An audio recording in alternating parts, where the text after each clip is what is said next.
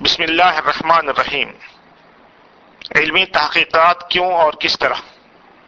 مفکر اسلام مولانا سید ابوالعلا مودودی رحمۃ اللہ علیہ کا یہ وہ خطاب ہے جو آپ نے 1962 کے آس پاس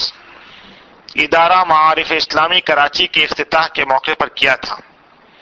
موضوع کی اہمیت کے پیش نظر یہ تاریخی خطاب بٹکلیز.com میں پیش کیا جا رہا ہے۔ سماعت فرمائیں۔ یہ اجتماع اس غرض کے لیے کیا گیا ہے کہ ادارہ معارف اسلامی یا اسلامی ریسرچ اکیڈمی کے کام کا آغاز کرتے ہوئے ہم چاہتے ہیں کہ ہماری قوم کے سنجیدہ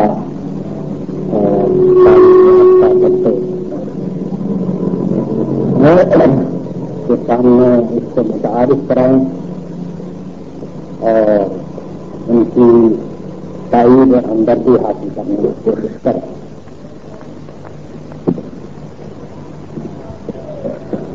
اس موقع پر میں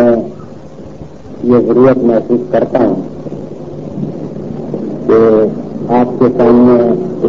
پہلے مختصر طور پر یہ عرض کریں کہ اس کام کی اہمیت اور اس کی ضرورت کیا ہے اور ہمارے پیش نظر جو کام ہے اس کی نوعیت کیا ہے اور کس کس قسم کے کام اس سلسلے میں ہم کرنا ہے۔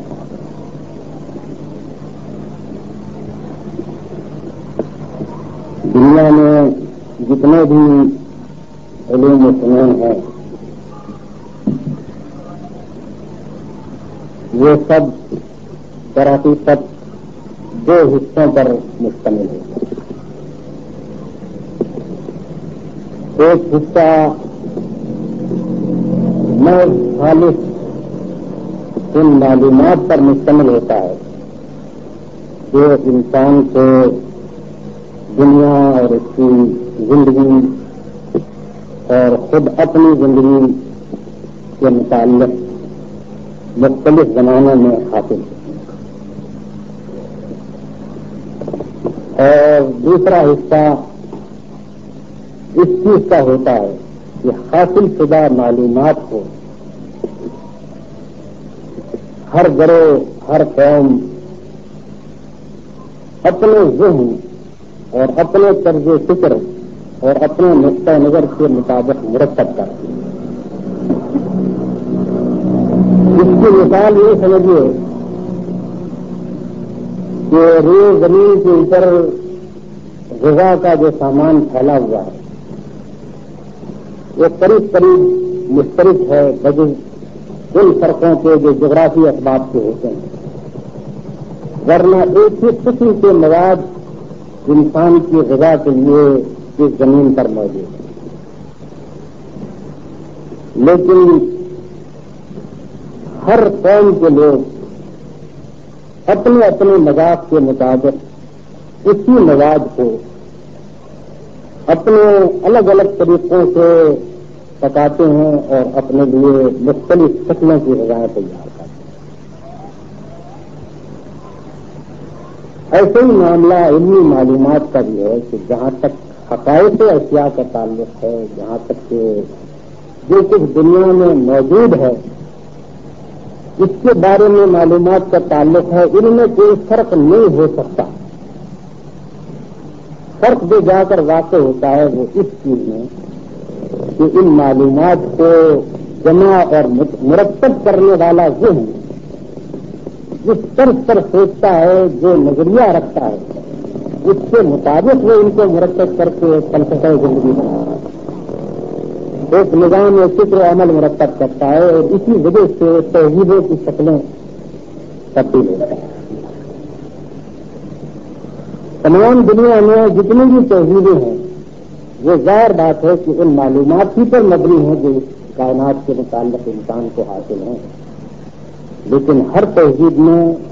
اپنے نقطہ نظر کے مطابق ان معلومات کو مرتب کیا ہے اور اس سے ایک نظام فکر و عمل بنا۔ اور اسی نظام فکر و عمل کا نام ایک خاص تہذیب، امتیازی خطوط ہر تہذیب کے، امتیازی خد خال ہر تہذیب کے کسی چیز کی بدولت بنتے ہیں۔ اب اس سلسلے میں یہ بات اچھی طرح سمجھ لیجیے کہ اگر کوئی قوم ایسی ہو جو سوچنا اور تحقیق کرنا اور معلومات جمع کرنا اور نئی نئی معلومات حاصل کرنے کی کوشش کرنا چھوڑ دے تو وہ جمود میں مبتلا ہو۔ جمود کا نتیجہ آخرکار انحطاط ہوتا ہے، انحطاط کا نتیجہ آخرکار اس پر کسی دوسری قوم کا غلبہ ہوتا ہے۔ اس کے بعد دوسرا مرحلہ یہ آتا ہے کہ جب کسی دوسری قوم کا غلبہ ہوتا ہے تو لامحالہ وہ دوسری قوم محض سیاسی حیثیت ہی سے غالب نہیں ہوتی، محض معاشی حیثیت ہی سے غالب نہیں ہوتی، سب سے بڑھ کر جو اس کا غلبہ ہوتا ہے وہ فکری حیثیت سے ہوتا ہے، یعنی اس کی تہذیب اس مغلوب قوم کی تہذیب کے اوپر غالب آ جاتی ہے۔ اب اس کے بعد دوسرا مرحلہ اس قوم کا یہ شروع ہوتا ہے کہ یہ دوسروں کی تکلیف کرنا شروع کر دیتے ہیں، دوسروں کا پسخوردہ کھانا شروع کر دیتے ہیں، تحقیقات دوسرے کرتے ہیں، ان کو جمع دوسرے لوگ کرتے ہیں، ان کو مرتب کر کے ایک فلسفہ حیات دوسرے لوگ بناتے ہیں، ایک نظام فکر و عمل دوسرے لوگ تیار کرتے ہیں اور یہ ان کے پیچھے پیچھے چلتی ہے اور ان کی ہر چیز کو قبول کرتی چلی جاتی ہے۔ یہ عمل جتنا جتنا بڑھتا جائے گا اور جتنا جتنا تکمیل تک پہنچتا جائے گا اس مغلوب قوم کی انفرادیت ختم ہوتی ہے، یہاں تک کہ یہ فنا بھی ہو سکتی ہے اور ہوتی رہی ہیں، ایسی قومیں دنیا میں گزری ہیں کہ جو اسی طرح سے ایسی مٹی کہ اس کے بعد ان کی تہذیب اب صرف تاریخ کا سرمایہ ہے، باقی دنیا میں کہیں وہ موجود ہے۔ اسلامی تحریک جب دنیا میں اٹھی تھی اس وقت مسلمانوں نے محض سیاسی غلبہ دوسری قوموں پر حاصل نہیں کیا تھا، محض فوجی غلبہ حاصل نہیں کیا تھا، بلکہ سب سے بڑی جو بات تھی وہ یہ کہ مسلمان ہی اس وقت ایک ایسا گروہ تھے کہ جو تحقیقات کا کام کرنے میں سب سے تیز تھے، جنہوں نے نہ صرف یہ کہ معلومات زیادہ سے زیادہ حاصل کرنے کی کوشش کی بلکہ ان معلومات کو اپنے نقطہ نظر، اپنے طرز فکر، اپنے عقیدے کے مطابق مرتب کیا اور ایک غالب تہذیب اس کی بدولت وجود میں آئی جس کے رنگ میں دنیا رنگتی چلی گئی۔ کیا ہے کہ مسلمانوں نے فن میں طب تک کو اس طرح سے مرتب کیا کہ طبی کتابوں کو آپ پڑھیے تو معلوم ہوگا کہ یہ ایک عقیدہ رکھنے والی قوم کی طبی کتابیں ہیں۔ آغاز خدا کی ہم سے کریں گے، دوائیں اس طرح سے تیار کریں گے کہ اس کے اندر حرام اجزاء شامل نہ ہو، حلال چیزوں پر دوائیں مرتب کریں گے، جگہ جگہ بیچ میں بیان اس طرح سے کریں گے کہ یہ اللہ تعالیٰ کی قدرت کا کرشمہ ہے، ان دوائوں کے اصلی خواص ذاتی نہیں اللہ کی عطا کردہ ہے، بیماریوں کے شفا اللہ تعالیٰ کی بدولت ہوتی ہے اور ان دواؤں کا کارگر ہونا اللہ کی بدولت ہوتا ہے۔ نفس پر ہاتھ رکھیں گے تو بسم اللہ کر کے رکھیں گے، اللہ تعالیٰ سے مدد طلب کریں گے کہ یہ رہنمائی عطا فرما۔ یہ ساری کیا چیز فن تھا اور وہی معلومات تھی جو دنیا کا کوئی کبھی فراہم کرے گا، لیکن اس سب کو اپنی ذہنیت کے مطابق، اپنے عقیدے اور اپنے طرز فکر کے مطابق انہوں نے کہا۔ میں نے طب کی مثال اس لیے دی کہ طب کے متعلق آدمی یہ سمجھے گا کہ اس کا کسی عقیدے سے کیا تعلق ہے، لیکن آپ دیکھیے جو کوئی عقیدہ اور مسلک رکھنے والا گروہ ہوتا ہے وہ دنیا کی ہر چیز کو اپنے نقطہ نظر کے مطابق ڈھالتا ہے۔ اور وہ چیز جا کر پھر غالب ہے۔ مسلمانوں کے اس کام کا اثر یہ ہوا ہے کہ صدیوں تک دنیا یہ سمجھتی تھی کہ اگر توحید ہے تو مسلمانوں کی ہے، تمدن ہے تو مسلمانوں کا ہے، مسلمانوں کے خلاف تعصب رکھتے تھے، دشمنی رکھتے تھے، مگر تقلید نہیں کی کرتے تھے۔ دنیا میں شرک کی جڑ کاٹ دی تھی مسلمانوں نے، توحید کو اس قوت کے ساتھ انہوں نے پھیلایا اور ایک نظام فکر توحید پر اس قوت کے ساتھ مرتب کیا کہ مشرکین کے لیے یہ کہنا مشکل ہو گیا کہ شرک کی حق ہے۔ وہ مشرکین جو کبھی کہا کرتے تھے کہ اجعل الآلہۃ الہا واحدہ، یہ کیسی عجیب ہذا لشیء عجاب، یہ کیسی عجیب بات ہے کہ سارے خداؤں کو ختم کر کے اس قسم ایک ہی خدا بنا دیا۔ یا تو وہ وقت تھا کہ وہ سمجھتے تھے کہ شرک حق ہے اور توحید عجیب بات ہے، یا ایک زیادہ مدت نہ گزری تھی کہ مشرکین کے لیے یہ کہنا مشکل ہو گیا کہ کئی خدا ہیں۔ انہوں نے اپنے عقیدوں کی تعویل اس طرح سے کرنی شروع کر دی کہ ہم مانتے تو ایک ہی خدا کو ہیں، لیکن یہ دوسری چیزیں جو ہم کر رہے ہیں یہ اسی خدا کی عبادت و پرستی کے لیے۔ مختلف دوسری قوموں کے اندر توحیدی مسلک پیدا ہو گئے، توحیدی مذہب پیدا ہو گئے، خود آپ کے اس ملک میں اس کی مثالیں موجود ہیں۔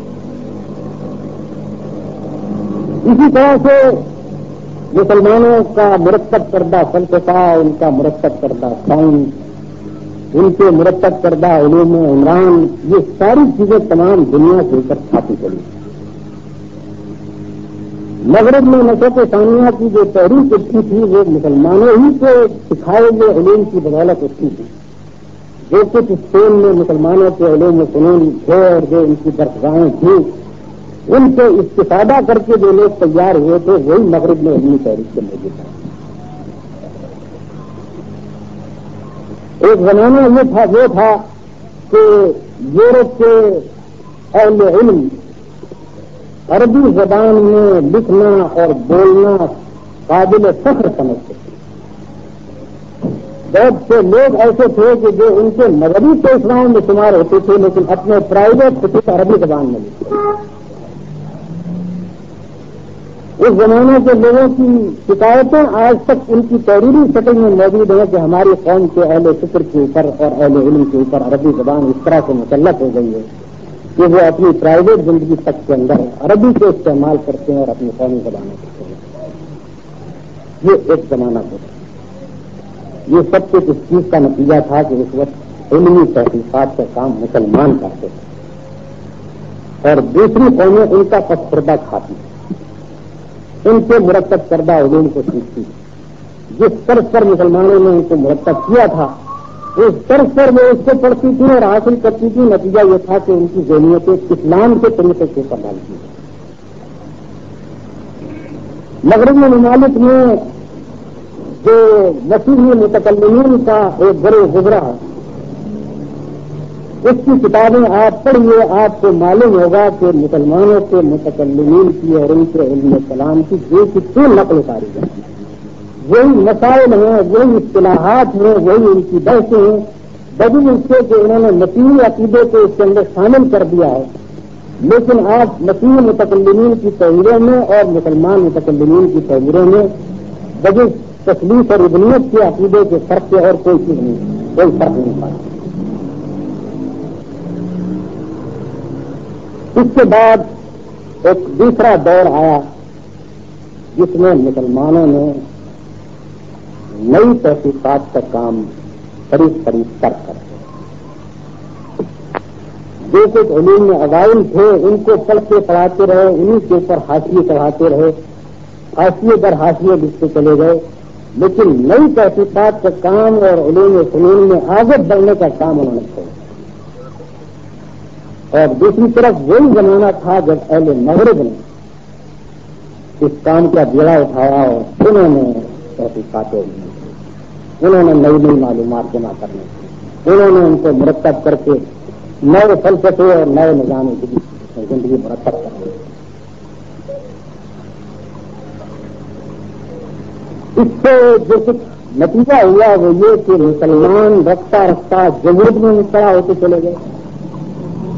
اور اس علمی تحریک کی مغرب کی طاقت روز روز بڑھنے کی. ظاہر بات ہے کہ جب وہ نئی معلومات جمع کریں گے اور نئی تحقیقات کریں گے تو نئے نئے ذرائع اور وسائل ان کے ہاتھ میں آئیں گے, ان کے ذہنوں میں زندگی اور بیداری پیدا ہوگی, اور آپ اگر اس سے چھوڑ دیں گے تو آپ کے اندر لامحالہ جمود اور سکون پیدا ہوگا. آپ اپنی تاریخ کو اٹھا کر دیکھیے,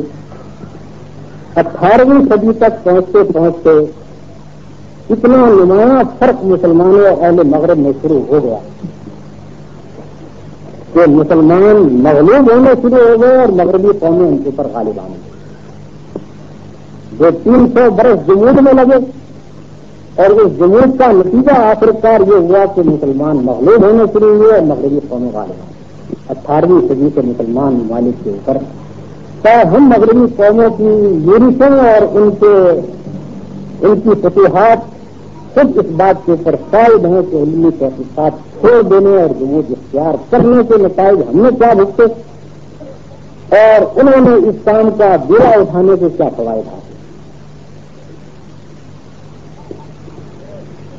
جیسا کہ میں نے آپ سے عرض کیا کہ جمود کا لازمی نتیجہ انحطاط ہے اور انحطاط کا لازمی نتیجہ مغلوبی ہے. اور علمی تحقیقات اگر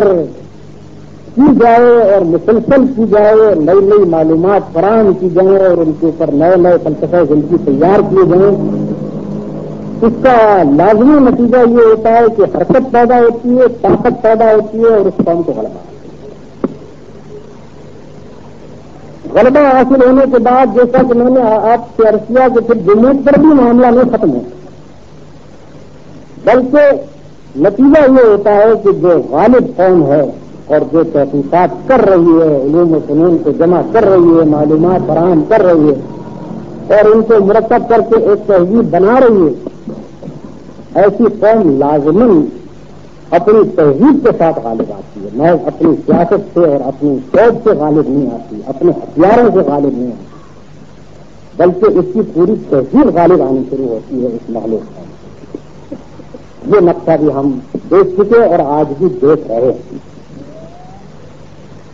آج صورت اس سے بالکل برعکس ہو چکی ہے جو اس سے پہلے. اسلام کے غلبے کے دور میں تمام دنیا یہ محسوس کرتی تھی کہ تہذیب ہے تو مسلمانوں کی ہے, تمدن ہے تو مسلمانوں کا ہے, فکر و علم ہے تو مسلمان. اب اس کے برعکس یہ صورت حال پیدا ہوئی کہ خود مسلمانوں کے دماغ میں یہ بات اتر گئی کہ اگر کوئی تہذیب ہے تو اہل مغرب کی ہے, کوئی تمدن ہے تو اہل مغرب کا ہے, علم کم جو کچھ ہے وہ اہل مغرب. ہمارا کام ان کا پرسرتا کھانا, ہمارا کام ان کے پیچھے چلنا ہے, ہمارا کام ان کی تکلیف کرنا ہے. یہ عمل میں صورت پیدا ہے. چاہے زبان سے ہم انکار کریں, چاہے زبان سے ہم مزاحمت کرنے کی کوشش کریں اور زبان سے ہم اظہار برات کریں, لیکن عملاً ہو کیا ہے؟ عملاً یہ ہو رہا ہے کہ ہمارے اوپر مغرب کے افکار اور ان کے فلسفے اور ان کے طرز زندگی, ان کی تہذیب اور ان کا تمدن سب کچھ کھاتا جائے. اس سے میں جو بات آپ سے جو نشین کرنا چاہتا ہوں وہ یہ ہے کہ اگر ہم زندگی چاہتے, اپنا بقا چاہتے اور اپنا ارتقا چاہتے تو ہمارے لیے اس کے سوا کوئی چارہ کار نہیں ہے کہ ہم نئے طرح سے علمی تحقیقات کا کام کریں. اس سلسلے میں یہ بات بھی وضاحت طلب ہے کہ علمی تحقیقات کس نوعیت کی ہمیں مطلب. ایک وہ ریسرچ ہے جو مغربی محققین ہم کو سکھانے کی کوشش کرتے ہیں.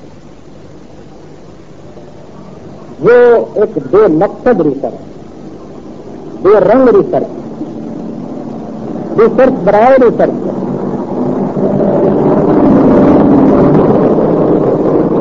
کتابوں کو ایڈٹ کرنا اور ان کے مختلف نسخوں کا مقابلہ کر کے اور ان کی عبارتوں کے فرق کو دکھانا اور مصنفین کے سنین وفات و سنین پیدائش کو جمع کرنا اور اس طرح کی جو ریسرچ ہے یہ بے مقصد اور بے رنگ اور بے معنی ہے، جس میں شک نہیں کہ علوم و فنون میں مددگار ہوتی ہے، لیکن بچائے خود یہ وہ ریسرچ نہیں ہے جو کسی قوم کو زندگی عطا کرے، کسی قوم کے اندر حیات کی حرکت پیدا کرے، یہ وہ ریسرچ ہے، یہ ٹھنڈی اور بے معنی ہے۔ ایک وہ ریسرچ ہے کہ جو اہل مغرب کرتے ہیں، وہ متحرک قسم کی ریسرچ ہے، وہ اس غرض کے لیے ہے کہ ان کے پاس وہ طاقتیں فراہم ہیں کہ جن سے وہ دنیا پر حامی۔ ایک اور قسم کی ریسرچ جو اب ہمارے ملک میں شروع ہو رہی ہے وہ یہ ہے کہ ریسرچ تو اسلام کی جائے مگر اس غرض کے لیے کہ ایک نیا اسلام تصنیف کیا جو تمام مغربی افکار ان کی اقدار کے ٹھیک مطابق ہو، جو کچھ مغرب میں حلال ہے وہ حلال ثابت کیا جائے، جو کچھ مغرب کی نگاہ میں حرام ہے اسے حرام ثابت کیا جائے، اور کسی نہ کسی طرح سے اسلام کو ڈھال کر ایسا دکھایا جائے کہ گویا کہ یہ مغربی تہذیب اور تمدن کا ایک دوسرا ایڈیشن ہے۔ یہ ریسرچ بھی ہمارے کام کی ہے۔ ہم جو ریسرچ چاہتے ہیں، جس غرض کے لیے چاہتے ہیں، وہ یہ ہے کہ ٹھیک اسلام کے مطابق علوم و فنون کی تحقیقات کی جائے اور تحقیقات کر کے اسلام کے نظام فکر و عمل کو باقاعدگی کے ساتھ مرتب کیا۔ اور اس میں چند مقاصد ہمارے پیش نظر ہیں اور انہیں مقاصد کی تحصیل کے لیے ہم کام کرنا چاہتے ہیں۔ سب سے پہلا کام جو ہم کرنا چاہتے ہیں وہ یہ ہے کہ مغربی فکر اور مغربی فلسفہ حیات کا جو سلسلہ بنا ہوا ہے اس کو توڑنا، ایک معقول اور مکمل علمی تنقید کے ذریعے سے یہ بات ثابت کی جائے کہ مغربی علوم و فنون میں جتنے کچھ فیکٹ ہیں، حقائق ہیں، واقعات ہیں، وہ تمام دنیا کا مشترک علمی سرمایہ ہے اور اس کے ساتھ کسی تعصب کا کوئی سوال نہیں ہے، لیکن ان معلومات اور حقائق کو جمع کر کے جو فلسفہ زندگی اہل مغرب نے بنایا وہ قطعی بات ہے۔ ان کو مرتب کر کے جو طرز فکر اور کائنات کے متعلق جو تصور اور انسان کے متعلق جو تصور انہوں نے مرتب کیا اور جس کے اوپر اپنی پوری تہذیب کی عمارت انہوں نے اٹھائی، وہ ساری کی ساری از اول کا آخر بات ہے۔ جو سوشل سائنسز جنہوں نے مرتب کیے ہیں، جو سوشل فلاسفی جنہوں نے بنائی ہیں، وہ موجود کتنا فساد ہیں انسان کی فلاح کے لیے نہیں بلکہ انسان کی تباہی کے لیے اور خود ان کی اپنی تباہی کے لیے۔ یہ پہلا ضروری کام ہے جس کے ذریعے سے ہم یہ توقع رکھتے ہیں کہ مسلمانوں پر مغربی فکر فلسفے کا جو شہر ہے وہ ختم ہوگا، اور جب تک وہ ختم نہ ہو جائے مسلمانوں کو مغلوبیت اور ذہنی شکست خوردگی کی حالت سے نہیں نکالنا، اور جب تک وہ مغربی اس ذہنی شکست خوردگی میں مبتلا ہیں اس وقت تک آپ یہ توقع نہیں کر سکتے ہیں کہ وہ مقلد کی زندگی چھوڑ کر مستحق کی زندگی اختیار کریں۔ اس وقت تو ان کا کام آنکھیں بند کر کے اہل مغرب کے پیچھے چلنا ہے۔ اس حالت کو آپ نہیں بدل سکتے جب تک کہ اس شعر کو نہ چھوڑ دیں اور اس حقیقت کو واضح نہ کر دیں کہ علمی حقائق اور چیز ہیں اور علمی حقائق کو ترتیب دے کر فلسفہ زندگی اور نظام حیات مرتب کرنا یہ بالکل اور چیز ہے۔ حقائق اپنی جگہ تمام بالکل صحیح، لیکن ان کو مرتب کر کے جو فلسفہ حیات بنایا گیا ہے وہ بالکل حق۔ اس کے آگے جو دوسرا کام کرنا ہے وہ یہ ہے کہ اسلامی نقطۂ نظر سے تمام علوم و فنون کو نئے سرے سے نئے طریقے پر مرتب کیا جائے تاکہ وہ بنیاد ایک اسلامی تہذیب کی بن سکے۔ اسلام کے مطابق ہمیں ایک فلسفہ درکار ہے کہ انسان کے ذہن کی اس تلاش کو کہ حقیقت کیا ہے، اس کو تشکیل دے، مگر تشکیل دے اس عقیدے کے مطابق جو اسلام میں ہے۔ تلاش حقیقت کی پیاس اور طلب یہ انسان کی فطرت میں ہے، وہ اس کے بغیر رہ نہیں سکتا، مگر تلاش حقیقت کے جو مختلف راستے ہیں ان میں سے صحیح راستہ ہمارے نزدیک یہ ہے جو انبیاء علیہ السلام نے بنایا۔ اس راستے کے مطابق تلاش حقیقت کرنا اور کائنات کی حقیقت اور انسان کی زندگی کی حقیقت اور اس کے مال کو ایک فلسفے کی شکل میں مرتب کرنا تاکہ آدمی کے ذہن کے سوچنے کی استاد کو اس کے مطابق ڈھالا جائے، یہ اس کے بغیر نہیں ہو سکتا ہے کہ ہم ایک نیا فلسفہ اسلام کے نقطہ نظر کے مطابق بنا سکتے ہیں۔ جب تک کہ اس کو ہم مرتب نہ کریں گے اس وقت تک یہ کسی طرح ممکن نہیں ہے کہ آپ کی یونیورسٹیوں میں اور آپ کے کالجوں میں جو فلسفہ پڑھایا جاتا ہے، جو نفسیات کے علوم پڑھائے جاتے ہیں اور جو دوسرے فلسفیانہ علوم کی تعلیم دی جاتی ہے، ان کو تبدیل کیا جا سکے اور ان کی جگہ ایک دوسرا فلسفہ پڑھے۔ آپ دیکھتے ہیں کہ روس میں ایک دوسری تہذیب مغربی تہذیب سے مختلف اٹھانے کی کوشش کی گئی اور روسیوں نے کمیونسٹ طرز فکر کو جب اختیار کیا تو وہ کسی طرح سے اس بات کے اوپر راضی نہیں ہیں، کسی طرح سے اس بات کو گوارا نہیں کر سکتے ہیں کہ جس کو وہ بورژوا فلسفہ کہتے ہیں وہ اپنی یونیورسٹیوں کالجوں میں ان کے اپنے وجود کے لیے بحیثیت کمیونسٹ کے ان کے اپنے وجود کے لیے یہ ضروری اور ناگزیر ہے کہ وہ ایک کمیونسٹ فلسفہ مرتب کریں اور اپنی نئی نسلوں کو وہ پڑھائیں، کیونکہ جب تک کہ وہ اس کے میں اس بورژوا فلسفے کو نہ ہٹائیں گے اور اس کی جگہ اپنا اشتراکی فلسفہ جب تک کہ لوگوں کے ذہن میں نہ دکھائیں گے اس وقت تک طرز فکر نہیں بدل سکتا۔ ایک کمیونسٹ نظام کھڑا نہیں ہو سکتا اگر آپ کمیونسٹ نسلوں کو بورژوا فلسفہ پڑھا کر ان کے طرز فکر کے مطابق ان کے ذہن ڈالیں۔ تو ہمارے لیے یہ ضروری ہے کہ ہم ایک اسلامی فلسفہ بنائیں۔ اسی طرح سے ہمارے لیے یہ ضروری ہے کہ تمام سوشل سائنسز جتنے ان سب کی ترتیب کو بدلیں۔ واقعات اور حقائق وہی رہیں گے جو دنیا کا مشترک علم فرمایا، لیکن ان واقعات اور حقائق کے اوپر ایک پورا نظام علم مرتب کرنا، آب و معیشت کا علم ہو، آب قانون کا علم ہو، فلسفہ قانون کا علم ہو، جتنے بھی علوم عمران ہیں ان میں سے ہر ایک کو باقاعدہ مرتب کرنے کی اب ضرورت ہے۔ جب تک کہ ہم اس کو اسلامی مختلف سے مرتب نہ کریں گے اور ہمارے کالجوں اور ہماری یونیورسٹیوں میں یہ نئے علوم نہ پڑھائے جائیں گے اس وقت تک آپ یہ توقع نہ رکھیے کہ یہاں کبھی اسلامی تہذیب اٹھ سکتی ہے، باقی رہنا بھی کم ہے۔ تو اس وجہ سے کہ آپ اپنے گھر میں اپنے بچے کو چاہے یہ عقیدہ سکھا دے کہ خدا ہے، یہ سکھا دے کہ رسول اللہ صلی اللہ علیہ وسلم اللہ کے نبی ہے، یہ سکھا دے اس کے ذہن میں چاہے آپ دکھا دیں کہ قرآن مجید اللہ کی کتاب ہے۔ اگر کیا بہت سے لوگوں نے یہ کام بھی چھوڑ دیا اور اپنے بچوں کو کے حوالے کرتے ہیں کہ جو کچھ وہ عقیدہ چاہیں ان کے اندر دکھائیں، لیکن جو لوگ احتیاطاً یہ سارے کام کرتے ہیں کہ اپنے بچوں کو ذہن میں اس چیز سے اتار دیتے ہیں، ان کے بچے جب کالجوں میں جاتے ہیں اور جا کر ان کے ذہن ان کے سامنے یہ صورت آتی ہے کہ تمام علوم جو ہوتے ہیں ان کے اندر خدا کہیں بیچ میں آتا ہی نہیں۔ کوئی یا سائنس پڑھ رہے ہیں یا کوئی عمرانی علم پڑھ رہے ہیں اس کے اندر کوئی خدا سامنے نہیں آتا، ان کو یہ محسوس ہی نہیں ہوتا کہ اس کائنات میں خدا کا بھی کوئی کام ہے، وہ بھی کچھ کر رہا ہے۔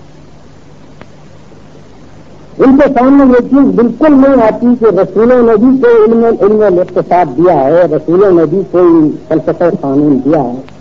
جس کا یہ چیز ان کے سامنے، بلکہ اس کے برعکس ایک ایک علم جو وہ پڑھتے ہیں وہ ان کے ذہن میں یہ بات دکھاتا ہے کہ اسلام نے بہت سارے معاذ اللہ غلط کام کر دیے۔ مثلا اس نے سود کو حرام کیا،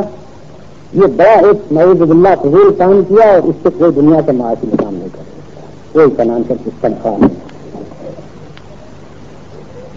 ان کے سامنے یہ بات آتی ہے کہ اسلام نے چوری کی سزا ہاتھ کاٹنا قرار دیا، معاذ اللہ بڑا وحشیانہ تھا۔ اس نے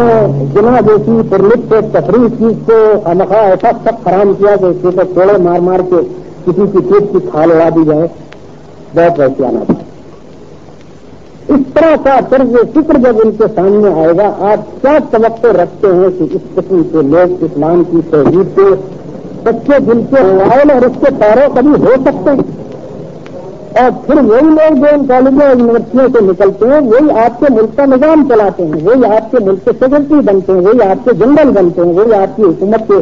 کارپردار بنتے ہیں۔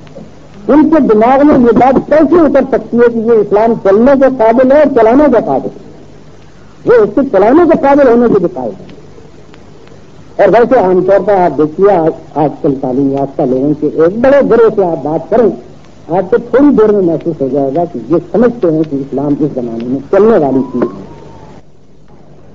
کیا ان خلیفے کے سارے علوم انہوں نے اسی انداز سے پڑھے ہیں جس کی وجہ سے ان کی سمجھ میں یہ بات آ ہی نہیں سکتی کہ کوئی طرز زندگی، کوئی نظام زندگی مغربی نظام زندگی سے مختلف ہو بھی سکتا ہے اور وہ چل بھی سکتا ہے۔ وہ سمجھنے کے قابل عمل صورت وہی ہے جو مغربی طرز زندگی۔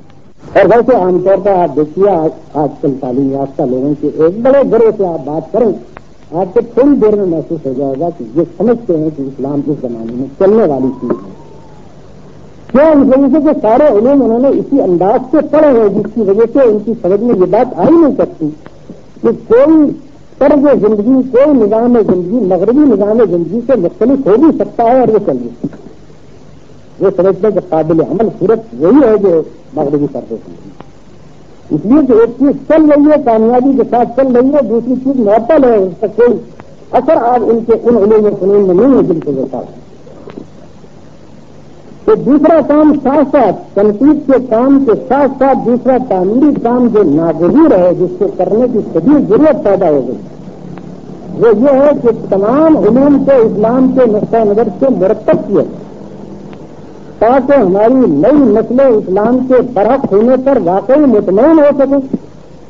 اور ان کو یہ اطمینان ہو کہ یہ چیز چلنے کے قابل ہے اور ان کے اندر یہ ارادہ پیدا ہو کہ اس کو چلانا چاہیے۔ اس کے بعد جو تیسرا کام ہمارے سامنے ہے وہ یہ ہے کہ ایک نصاب مرتب کیا جائے جو اس طرز کے اوپر تعلیم کے قابل کتابیں تیار کریں۔ اس وقت تک جو صورت حال ہے وہ یہ کہ نیچے سے اوپر تک جس سے دیکھیے وہ یہ بات کہتا ہے کہ ہم اسلامی تعلیم اس ملک میں رائج کرنا چاہتے ہیں، لیکن اس وقت تک کوئی کوشش اس عمر کی نہیں کی گئی ہے کہ یہ مختلف علوم جو ہماری یونیورسٹیوں میں پڑھائے جا رہے ہیں، ان علوم کی کتابیں اسلام کے نقطۂ نظر سے تیار کی۔ جیسا کہ میں آپ سے ابھی عرض کر چکا ہوں، کمیونسٹ اس بات کے لیے تیار نہیں ہے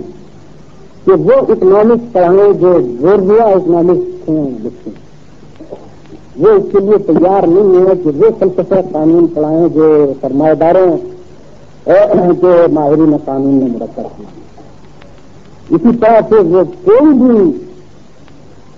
نہ صرف یہ کہ سوشل سائنس بورژوا لوگوں کا لکھا ہوا پڑھانے کے لیے تیار نہیں، بلکہ وہ ایک سوویت سائنس تیار کر،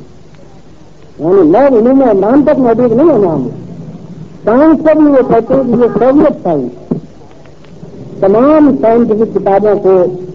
انہوں نے اپنے نقطۂ نظر سے مرتب کیا ہے، وہ اس کے لیے تیار نہیں ہے کہ کمیونسٹوں کی نئی نسل سرمایہ داروں کے لکھے ہوئے سائنس کے ذخیرے سے پرورش کی ہے۔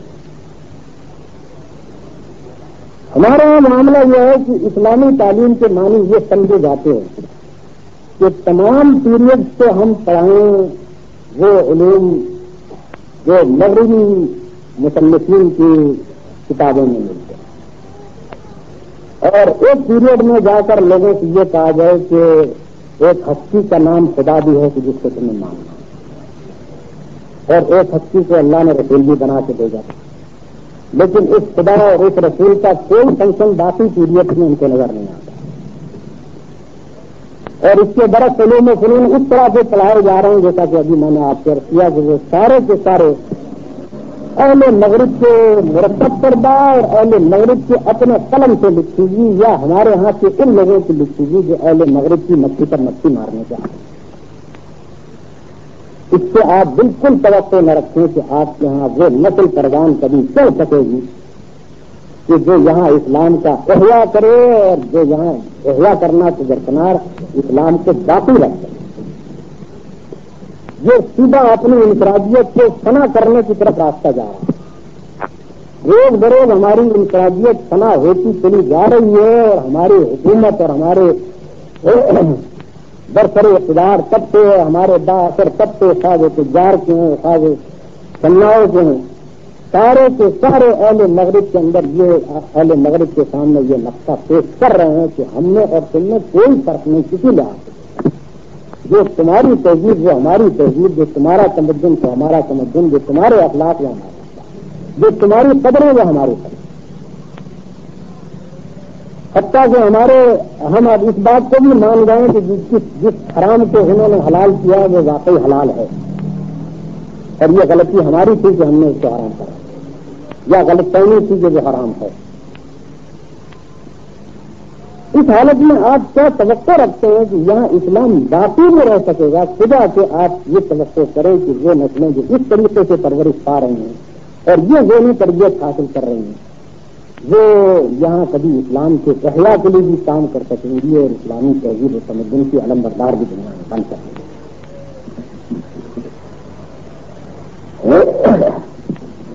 ایک اور مسئلہ جو اس وقت ہمارے سامنے ہے وہ یہ کہ ہمارے ملک کا ایک حصہ جس کی آبادی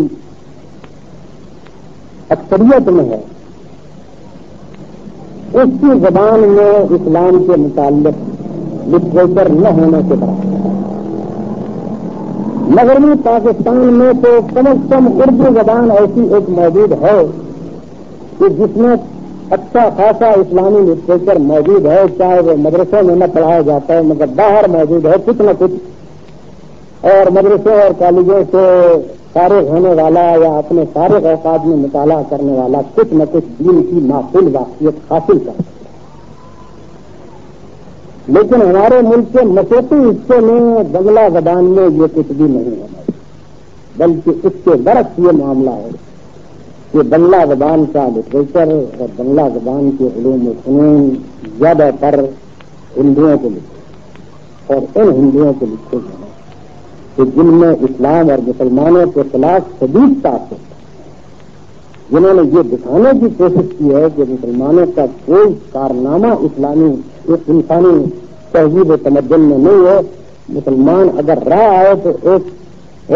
لچے اور لفنگے کی حیثیت سے رہا ہے، مسلمان کبھی کوئی محب وطن نہیں رہا، کبھی کوئی محب اور انسانیت اور قابل انسانیت نہیں رہا، آزادی کی تحریک میں ان کا کوئی حصہ نہیں ہے، آزادی کے لیے قربانیاں کی تو ہندوؤں نے کی، مسلمانوں نے کچھ نہیں۔ جن لوگوں کا نقطۂ نظر یہ تھا ان لوگوں نے تاریخیں لکھی ہیں اور مسلمان نوجوان ان کو پڑھا، انہوں نے ناول لکھے ہیں اور مسلمان نوجوان ادب کے نام سے اس کو پڑھتے ہیں، لیکن اسلام کے متعلق بہت ہی کم لٹریچر بنگلہ زبان میں ہے۔ ظاہر بات ہے کہ یہ ہمارے لیے انتہائی خطرناک چیز ہے۔ اگر ہمارے ملک کا آدھا حصہ اور وہ حصہ کہ جس کی آبادی اکثریت میں ہے اگر وہ اس حالت میں مبتلا رہے تو آپ یہاں اسلام کے احیا کی کیا توقع کر سکتے ہیں؟ اسلام کے احیا کے راستے میں خود مسلمان مزاحم بن کر اٹھیں گے اگر یہ صورتحال باقی ہے، مسلمانوں کی اکثریت ان کے نمائندوں کی اکثریت مزاحم بن کر اٹھے۔ اس لیے ہمارے کام کا ایک بہت بڑا حصہ اس بات پر مشتمل ہے کہ جو کچھ ہم یہاں اسلامی علوم کے متعلق تحقیقات کریں اور مرتب کریں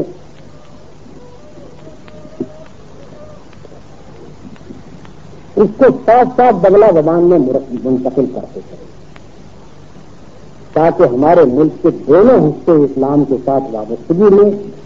اس پر مطمئن ہونے میں اور اس پر عمل درآمد کا طریقہ جاننے میں یکساں.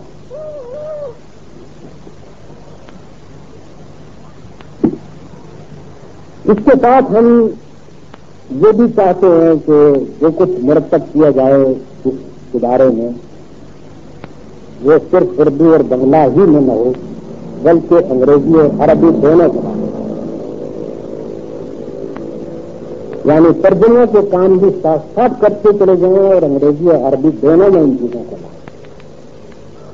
عربی میں لانا اس لیے ضروری ہے کہ بجلے سے لے کر اٹلانٹک تک تمام مسلمان قومیں عربی زبان بولتی ہیں، ان کی زبان عربی ہے. اس وقت ان کی 16-17 آزاد ریاستیں موجود ہیں. ظاہر بات ہے کہ یہ ایک بہت بڑی طاقت ہے دنیا اسلام کا دل ہے. جب تک قرآن مجید سے مسلمان وابستہ ہیں لامحالہ قرآن مجید کی جو زبان ہے مسلمان قومیں لامحالہ اس کی اہمیت محسوس کریں گی اور اس کا اثر ہے. اگر یہ زبان کفر کی اطاعت کرنے لگے، اگر اس زبان میں لوگوں کو فسق و فجور ملے، اگر اس زبان میں لوگوں کو الحاد ملے، آپ غور کیجیے کہ اس سے زیادہ خطرناک کیا چیز ہے. پھر مزید برآں یہ جو عرب مسلمان قومیں ہیں ان کے اندر افسوس یہ ہے کہ مغربی تہذیب و تمدن کا غلبہ ہم سے بہت زیادہ، ہم ان سے بہت پہلے مغرب سے مغلوب ہوئے تھے لیکن اتنے مغلوب ہم نہیں ہوئے جتنے کہ جو ہمارے بعد مغلوب ہونے والے ان سے متاثر ہوئے. جتنی ریاستیں اس وقت عرب ممالک میں ہیں ان کے کار فرما زیادہ تر مغربی ذہن کے لوگ بری طرح سے اس سے متاثر. علمی کام وہاں بھی بہت کم ہو رہا ہے جو اسلام کے نقطہ نظر کے ٹھیک مطابق، تاہم وہاں بھی کام ہو رہا ہے. یہ خیال کرنا کہ وہاں نہیں ہو رہا یہ غلط ہے، وہاں بھی کام ہو رہا ہے. ہم یہ چاہتے ہیں کہ وہاں جو کچھ بھی کام ہو رہا ہے اس کا جو مفید حصہ ہے وہ ساتھ ساتھ ہم اردو اور بنگلہ بھی منتقل کریں تاکہ وہاں کی تحقیقات سے یہاں فائدہ اٹھایا جائے. یہاں جو کچھ ہم کریں وہ وہاں منتقل کریں تاکہ یہ ایک مشترک ذخیرہ بن سکے اور دوسرے مسلمان ملکوں کے اندر بھی ایک صحیح اسلامی ذہن پرورش پا سکے اور وہاں کے کارفرما بھی اس بات پر مطمئن ہو سکیں کہ اسلام کو چلایا جا سکتا ہے اور ان کے اندر یہ جذبہ پیدا ہو کہ وہ اس کو چلائیں اور ان کو وہ طریقہ معلوم ہو کہ جس کو اسلام چلایا جائے. اس ضرورت کو ہم بھی پورا کرنے کی کوشش کر رہے ہیں اور عرب ممالک میں بھی بعض حصوں میں یہ کام ہو رہا ہے. انگریزی میں اس کی متعدد وجوہ سے ضرورت ہے اور آپ خود بھی محسوس کرتے ہوں گے کہ انگریزی میں اس چیز کا ہونا نہایت ضروری ہے. اول تو ہمارے اپنے ملک کا جو بالائی طبقہ ہے وہ انگریزی زبان کے سوا اور کسی زبان میں کچھ پڑھنے کے لیے تیار نہیں ہے اور ان میں سے ایک اچھا خاصا گروہ ایسا ہے کہ جو پڑھنے کے قابل ہیں. یعنی ہمارے اونچے طبقوں میں ایسے لوگ بھی موجود ہیں کہ جن کے لیے اردو زبان میں اپنا نام لکھنا بھی نہیں، اتنی بھی اردو زبان ان کو نہیں ہے. پچھلے دنوں ہمارے ملک کے ایک بہت بڑے آدمی کو یہ خیال پیدا ہوا کہ ان کے صاحبزادے جو انجینئر ہیں ان کو کچھ اسلام سے بھی واقفیت پیدا ہو تو ایک صاحب مقرر کیے گئے ان کو اسلام کی تعلیم دینے کے لیے. معلوم یہ ہوا کہ وہ اردو زبان میں کوئی دینی تعلیم حاصل نہیں کر سکتے کیونکہ اردو زبان وہ صحیح نہیں. والا ان کو انگریزی زبان میں دین کی تعلیم دینے کی ضرورت دیکھا جانا کہ اسی ملک میں پیدا ہوئے ہیں، اسی ملک میں ان کا پورا خاندان پیدا ہوا ہے، لیکن وہ اس ملک کی زبان سے اتنے واقف نہیں تھے کہ دین کی تعلیم اردو میں آئے۔ اس کے بعد کوشش کی گئی کسی طرح سے کم از کم وہ قرآن مجید کو پڑھنے کے قابل ہیں، تو 1 مہینہ لگا ان کو اس بات کے قابل بنانے میں کہ وہ بسم اللہ الرحمن الرحیم اور سورہ فاتحہ پڑھتے۔ وہ بیچارے کافی دنوں تک یہ کہتے رہے کہ میری یہ سمجھ میں نہیں آتا کہ یہ الٹا کیسے لکھا گیا، یعنی جو سیدھا ہے وہ ان کے نزدیک الٹا، کیونکہ ساری عمر ان کی ادھر سے ادھر لکھنے اور پڑھنے میں گزری ہے، اس لیے ادھر سے ادھر جو لکھا پڑا جاتا تھا وہ ان کی سمجھ میں نہیں آتا تھا، ان کے سر میں درد ہونے لگتا تھا یہ دیکھ کر کے کوئی زبان ادھر سے ادھر بھی لکھی جاتی ہے اور اس سے ادھر پڑھنا ہے۔ تو یہ طبقہ ہمارے میں موجود ہے اور یہی طبقہ معاملات سے چلا رہا ہے، اسی طبقے کے ہاتھ میں بازے ہیں۔ اب ہم یہ لڑائی کہاں لڑیں کہ پہلے اردو سیکھے تو تمہیں دین سکھائیں، ہماری غرض ہے ان کو دین سکھانے کی، اس لیے جس زبان میں بھی وہ سیکھ سکتے ہیں اسی میں ہم کو ان کے لیے مواد فراہم کریں تاکہ کم از کم ان کے عقیدے اور ان کے ایمان کو تو بچایا جائے۔ اردو زبان کی خدمت آپ بعد میں کرتے رہیے گا، پہلے ان کو مسلمان بنانے کی کوشش کریں۔ اسی طرح سے باہر کے ملکوں میں اگر آپ اسلام کی تعلیم کو پھیلانا چاہیں تو کم از کم ہمارے لیے انگریزی ہی وہ ایک واسطہ ہے کہ جس میں ہم یہ خدمت انجام دیں۔ یہ تو تنہا ایک انگریزی بین الاقوامی زبان نہیں ہے، دوسری زبانیں بھی ہیں کہ جن میں ضرورت ہے اس بات کی کہ اسلام کے متعلق ان میں لٹریچر تیار ہے، لیکن ہمارے پاس ذرائع سوائے انگریزی کے اور کسی زبان میں نشر و اشاعت کے نہیں، اور انگریزی زبان میں اگر ایک مرتبہ اسلامی علوم کو ان کی صحیح شکل میں پیش کیا جائے تو اس کے بعد تو دنیا کی تمام زبانوں میں ترجمے ہونے کا امکان ہے۔ جیسے مثلا ابھی ہماری ایک کتاب جو انگریزی زبان میں ترجمہ جس کا ہو چکا تھا اس کو جرمن زبان میں بھی ترجمہ ہو گیا اور جاپانی زبان میں بھی ہو گیا اور دوسری زبانیں فرینچ میں بھی شروع ہو گیا۔ تو دوسری زبانوں میں پہنچانے کا کام پھر دوسرے اللہ کے بندے کریں گے۔ ہماری کوشش یہ ہونی چاہیے کہ ہم انگریزی زبان میں اسلام کے متعلق صحیح معلومات حاصل کریں، یہ ایک ذریعہ بنے گا دنیا میں اسلام کی تبلیغ۔ دو کام اس کے ساتھ ہمارے پیش نظر اور بھی ہیں، اگرچہ وہ اہمیت میں کم ہی سمجھے جائیں لیکن فی الواقع ان کی بھی بڑی ضرورت ہے۔ ایک کام یہ ہے کہ دنیا کے مختلف حصوں میں جو مسلمان آبادیاں منتشر ہیں وہاں حقیقت میں ان کی نئی نسلوں کے ارتداد کا خطرہ پیدا ہے۔ مثلا ویسٹ انڈیز میں اور دور دراز کے جزائر میں، امریکہ اور کینیڈا اور جنوبی امریکہ میں مختلف حصوں میں جو مسلمان آبادیاں منتشر ہیں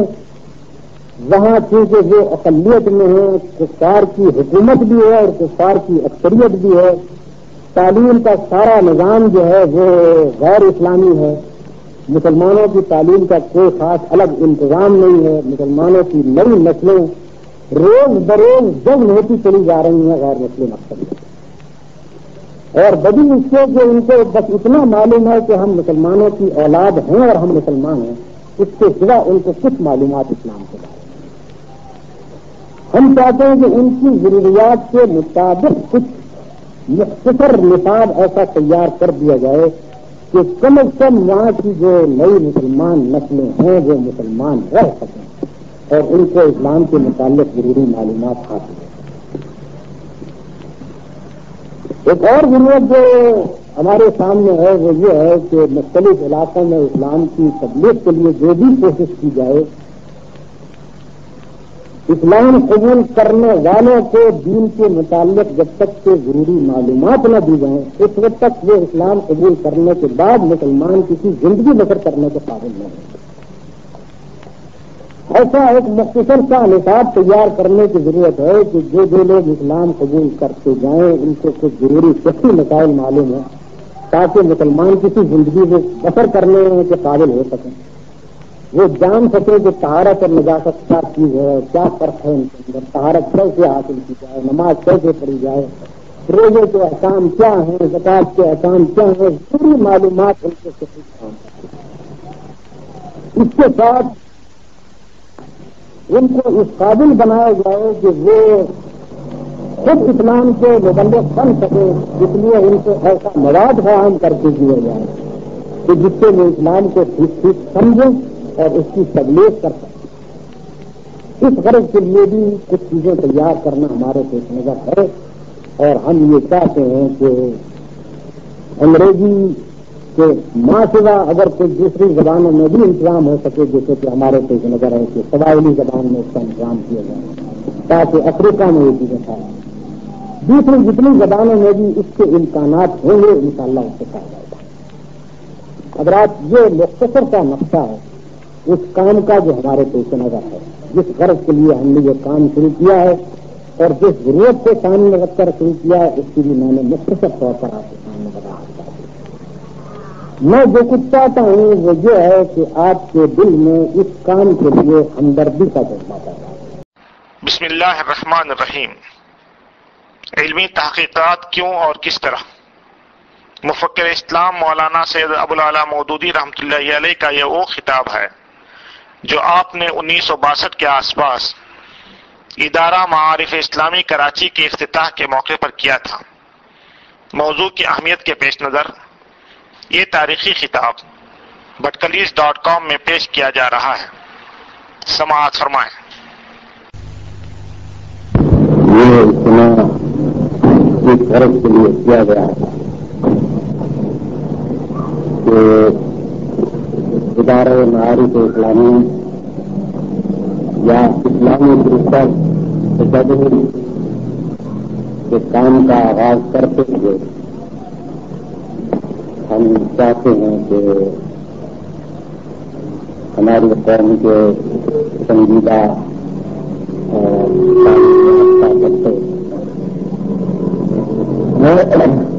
کے سامنے اس کو متعارف کرائیں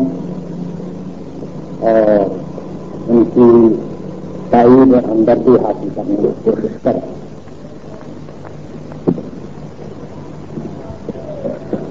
اس موقع پر میں یہ ضرورت محسوس کرتا ہوں کہ آپ کے سامنے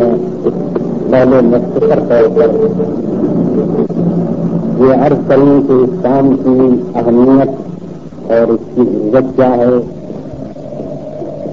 اور ہمارے پیش نظر جو کام ہے اس کی نوعیت کیا ہے اور کس کس قسم کے کام اس سلسلے میں ہم کرنا ہے۔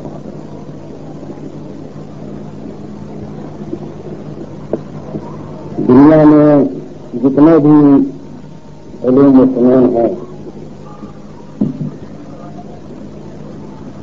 یہ سب در حقیقت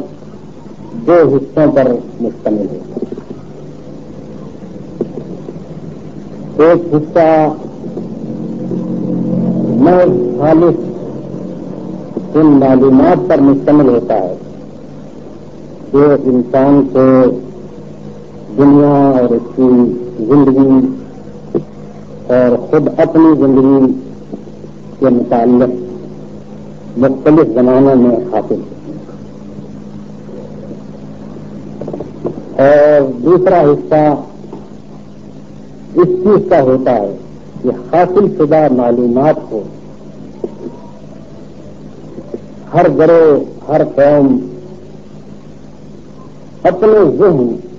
اور اپنے طرز فکر اور اپنے نقطہ نظر کے مطابق مرتب کرتی ہے۔ اس کی مثال یہ سمجھیے کہ روئے زمین کے اوپر غذا کا جو سامان پھیلا ہوا ہے وہ قریب قریب مشترک ہے بجز ان فرقوں کے جو جغرافی اسباب سے ہوتے ہیں، ورنہ ایک ہی قسم کے مواد انسان کی غذا کے لیے اس زمین پر موجود ہے، لیکن ہر قوم کے لوگ اپنے اپنے مذاق کے مطابق اسی مواد کو اپنے الگ الگ طریقوں سے پکاتے ہیں اور اپنے لیے مختلف شکلوں کی غذائیں تیار کرتے ہیں۔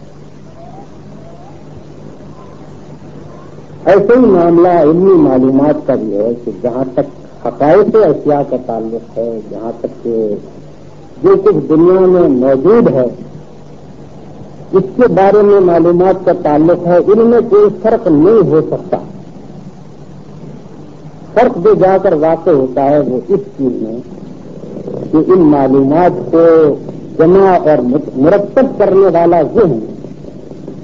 جس طرز پر سوچتا ہے، جو نظریہ رکھتا ہے، اس کے مطابق وہ ان کو مرتب کر کے فلسفہ زندگی بناتا ہے، ایک نظام فکر و عمل مرتب کرتا ہے، اور اسی وجہ سے تہذیبوں کی شکلیں تبدیل ہوتی ہیں۔ تمام دنیا میں جتنی بھی تہذیبیں ہیں وہ ظاہر بات ہے کہ ان معلومات ہی پر مبنی ہیں جو اس کائنات کے متعلق انسان کو حاصل ہیں،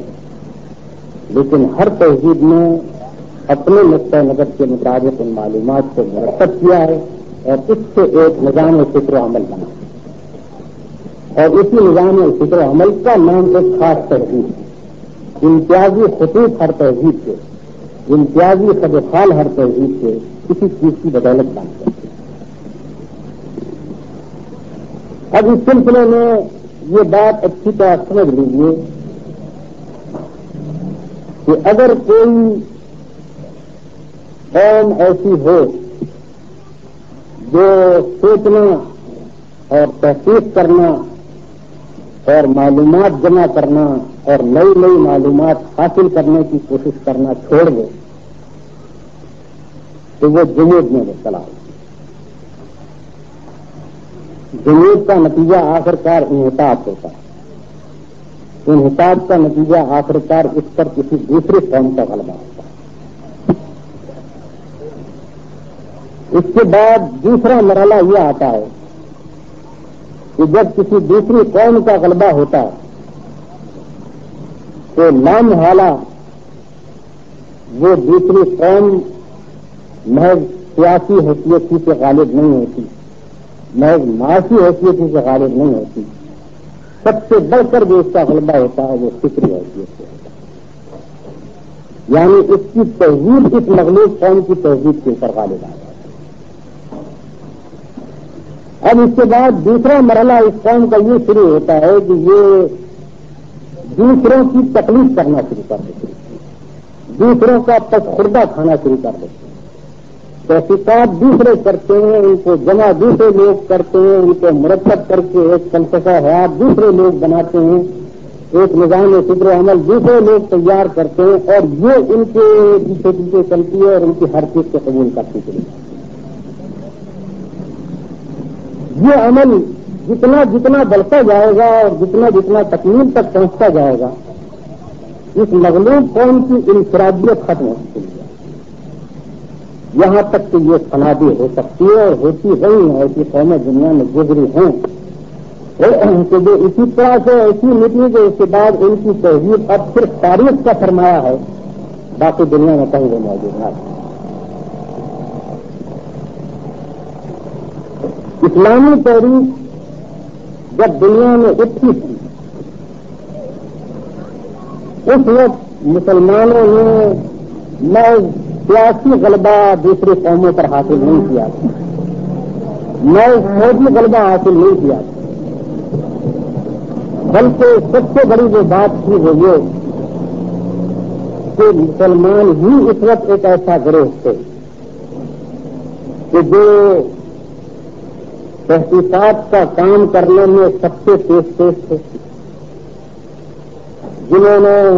نہ صرف یہ کہ معلومات زیادہ سے زیادہ حاصل کرنے کی کوشش کی، بلکہ ان معلومات کو اپنے نقطہ نظر، اپنے طرز فکر، اپنے عقیدے کے مطابق مرتب کی، اور ایک غالب تہذیب اس کی بدولت وجود میں آئی جس کے رنگ میں دنیا رنگتی چلی گئی۔ کیا ہے کہ مسلمانوں نے فن طب تک کو اس طرح سے مرتب کیا کہ طبی کتابوں کو آپ پڑھیے تو معلوم ہوگا کہ یہ ایک عقیدہ رکھنے والی قوم کی کتنی کتابیں ہیں. آغاز خدا کی ہم سے کریں گے. دوائیں اس طرح سے تیار کریں گے کہ اس کے اندر حرام اجزاء شامل نہ ہو.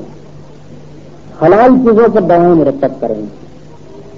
جگہ جگہ بیچ میں بیان اس طرح سے کریں گے کہ یہ اللہ تعالیٰ کی قدرت کا کرشمہ ہے. ان دوائوں کے اصلی خواص ذاتی نہیں، اللہ کی عطا کردہ ہے. بیماریوں کے شفا اللہ تعالیٰ کی بدولت ہوتی ہے اور ان دواؤں کا کارگر ہونا اللہ کی بدولت ہوتا ہے. نفس پر ہاتھ رکھیں گے تو بسم اللہ کر کے رکھیں گے. اللہ تعالیٰ سے مدد طلب کریں گے کہ یہ رہنمائی عطا فرما. یہ ساری کیا چیز فن تھا اور وہی معلومات تھی جو دنیا کا کوئی کبھی فراہم کرے گا، لیکن اس سب کو اپنی ذہنیت کے مطابق، اپنے عقیدے اور اپنے طرز فکر کے مطابق انہوں نے کہا. میں نے تجھ کی مثال اس لیے لی کہ تجھ کے متعلق آدمی یہ سمجھے گا کہ اس کا کسی عقیدے سے کیا تعلق ہے. لیکن آپ دیکھیے جو کوئی عقیدہ اور مسلک رکھنے والا گروہ ہوتا ہے وہ دنیا کی ہر چیز کو اپنے نقطہ نظر کے مطابق ڈھالتا ہے اور وہ چیز جا کر پھر غالب ہے. مسلمانوں کے اس کام کا اثر یہ ہوا ہے کہ صدیوں تک دنیا یہ سمجھتی تھی کہ اگر توحید ہے تو مسلمانوں کی ہے، تمدن ہے تو مسلمانوں کا ہے. مسلمانوں کے خلاف تعصب رکھتے تھے، دشمنی رکھتے تھے، مگر تقلید نہیں کی کرتے تھے. دنیا میں شرک کی جڑ کاٹ دی تھی مسلمانوں نے. توحید کو اس قوت کے ساتھ انہوں نے پھیلایا اور ایک نظام فکر توحید پر اس قوت کے ساتھ مرتب کیا کہ مشرکین کے لیے یہ کہنا مشکل ہو گیا کہ شرک ہی حق ہے. وہ مشرکین جو کبھی کہا کرتے تھے کہ اجعل الآلہۃ الہا واحدہ، یہ کیسی عجیب ارنہذا لشیء عجاب، یہ کیسی عجیب بات ہے کہ سارے خداؤں کو ختم کر کے اس تک میں ایک ہی خدا بنا دیا. یا تو وہ وقت تھا کہ وہ سمجھتے تھے کہ شرک حق ہے اور توحید عجیب بات ہے، یا ایک زیادہ مدت نہ گزری تھی کہ مشرکین کے لیے یہ کہنا مشکل ہو گیا کہ کئی خدا ہیں. انہوں نے اپنے عقیدوں کی تعویل اس طرح سے کرنی شروع کر دی کہ ہم مانتے تو ایک ہی خدا کو ہیں، لیکن یہ دوسری چیزیں جو ہم کر رہے ہیں یہ اسی خدا کی عبادتوں پر مختلف دوسری قوموں کے اندر توحیدی مسلک پیدا ہو گئے، توحیدی مذہب پیدا ہو گئے. خود آپ کے اس ملک میں اس کی مثالیں موجود ہیں. اسی طرح سے مسلمانوں کا مرتب کردہ فلسفہ، ان کا مرتب کردہ سائنس، ان کے مرتب کردہ علوم عمران، یہ ساری چیزیں تمام دنیا کے اوپر چھاپی پڑی. مغرب میں نشت ثانیہ کی جو تحریک اٹھی تھی وہ مسلمانوں ہی کو سکھائے ہوئے علوم کی بدولت اٹھی تھی. جو کچھ اسپین میں مسلمانوں کے علوم و فنون تھے اور جو ان کی درسگاہیں تھیں، ان سے استفادہ کر کے جو لوگ تیار ہوئے تھے وہی مغرب میں علمی تحریک سے موجود ہے. ایک زمانہ وہ تھا کہ یورپ کے اہل علم عربی زبان میں لکھنا اور بولنا قابل فخر سمجھتے تھے. بہت سے لوگ ایسے تھے کہ جو ان کے مذہبی پیشواؤں میں شمار ہوتے تھے لیکن اپنے پرائیویٹ خصوص عربی زبان میں لکھتے. اس زمانے کے لوگوں کی شکایتیں آج تک ان کی تحریری شکل میں موجود ہیں کہ ہماری قوم کے اہل فکر کے اوپر اور اہل علم کے اوپر عربی زبان اس طرح سے مسلط ہو گئی ہے کہ وہ اپنی پرائیویٹ زندگی تک کے اندر عربی کو استعمال کرتے ہیں اور اپنی قومی زبانیں کرتے ہیں. یہ ایک زمانہ ہوتا ہے. یہ سب کچھ اس چیز کا نتیجہ تھا کہ اس وقت علمی تحقیقات کا کام مسلمان کرتے تھے اور دوسری قومیں ان کا پسپردہ کھاتی، ان کے مرتب کردہ علوم کو سیکھتی. جس طرز پر مسلمانوں نے ان کو مرتب کیا تھا اس طرز پر وہ اس کو پڑھتی تھی اور حاصل کرتی تھی. نتیجہ یہ تھا کہ ان کی ذہنیتیں اسلام کے طریقے سے سنبھالتی ہیں. مغربی ممالک میں جو مسیحی متکلمین کا ایک گروہ گزرا اس کی کتابیں آپ پڑھیے، آپ کو معلوم ہوگا کہ مسلمانوں کے متکلمین کی اور ان کے علم کلام کی جو کتنی نقل اتاری ہے، وہی مسائل ہیں، وہی اصطلاحات ہیں، وہی ان کی بحثیں ہیں، بجز اس سے کہ انہوں نے مسیحی عقیدے کو اس کے اندر شامل کر دیا ہے۔ لیکن آپ مسیحی متکلمین کی تحریروں میں اور مسلمان متکلمین کی تحریروں میں بجز تسلیف اور ابنیت کے عقیدے کے فرق سے اور کوئی چیز نہیں، کوئی فرق نہیں پایا۔ اس کے بعد ایک دوسرا دور آیا جس میں مسلمانوں نے نئی تحقیقات کا کام قریب کر جو کچھ علوم میں اوائل تھے ان کو پڑھتے پڑھاتے رہے، انہیں کے اوپر حاشیے چڑھاتے رہے، حاشیے در حاشیے لکھتے چلے گئے، لیکن نئی تحقیقات کا کام اور علوم فنون میں آگے بڑھنے کا کام انہوں نے کیا۔ اور دوسری طرف وہی زمانہ تھا جب اہل مغرب نے اس کام کا بیڑا اٹھایا اور انہوں نے تحقیقات انہوں نے نئی معلومات جمع کرنے کی، انہوں نے ان کو مرتب کر کے نئے فلسفے اور نئے نظام زندگی مرتب کرنے۔ اس سے جو کچھ نتیجہ ہوا وہ یہ کہ مسلمان رفتہ رفتہ جمود میں مبتلا ہوتے چلے گئے اور اس علمی تحریک کی مغرب کی طاقت روز روز بڑھنے کی۔ ظاہر بات ہے کہ جب وہ نئی معلومات جمع کریں گے اور نئی تحقیقات کریں گے تو نئے نئے ذرائع اور وسائل ان کے ہاتھ میں آئیں گے، ان کے ذہنوں میں زندگی اور بیداری پیدا ہوگی، اور آپ اگر اس کو چھوڑ دیں گے تو آپ کے اندر لامحالہ جمود اور سکون پیدا ہوگا۔ آپ اپنی تاریخ کو اٹھا کر دیکھیے، 18ویں صدی تک پہنچتے پہنچتے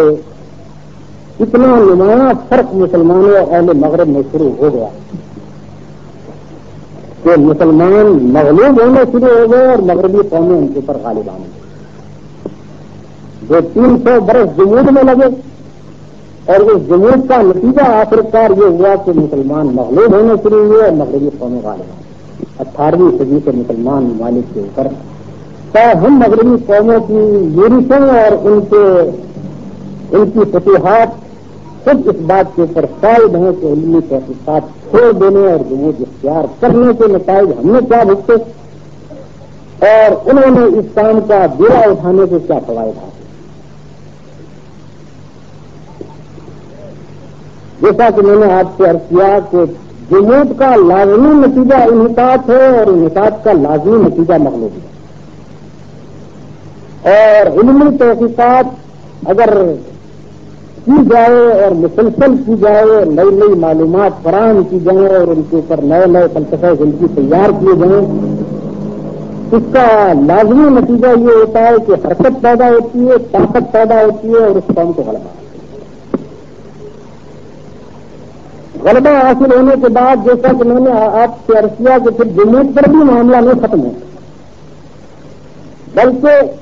نتیجہ یہ ہوتا ہے کہ جو غالب قوم ہے اور جو تحقیقات کر رہی ہے، علوم و فنون کو جمع کر رہی ہے، معلومات فراہم کر رہی ہے اور ان کو مرتب کر کے ایک تہذیب بنا رہی ہے، ایسی قوم لازماً اپنی تہذیب کے ساتھ غالب آتی ہے، نہ اپنی سیاست سے اور اپنی فوج سے غالب نہیں آتی، اپنے ہتھیاروں سے غالب نہیں آتی،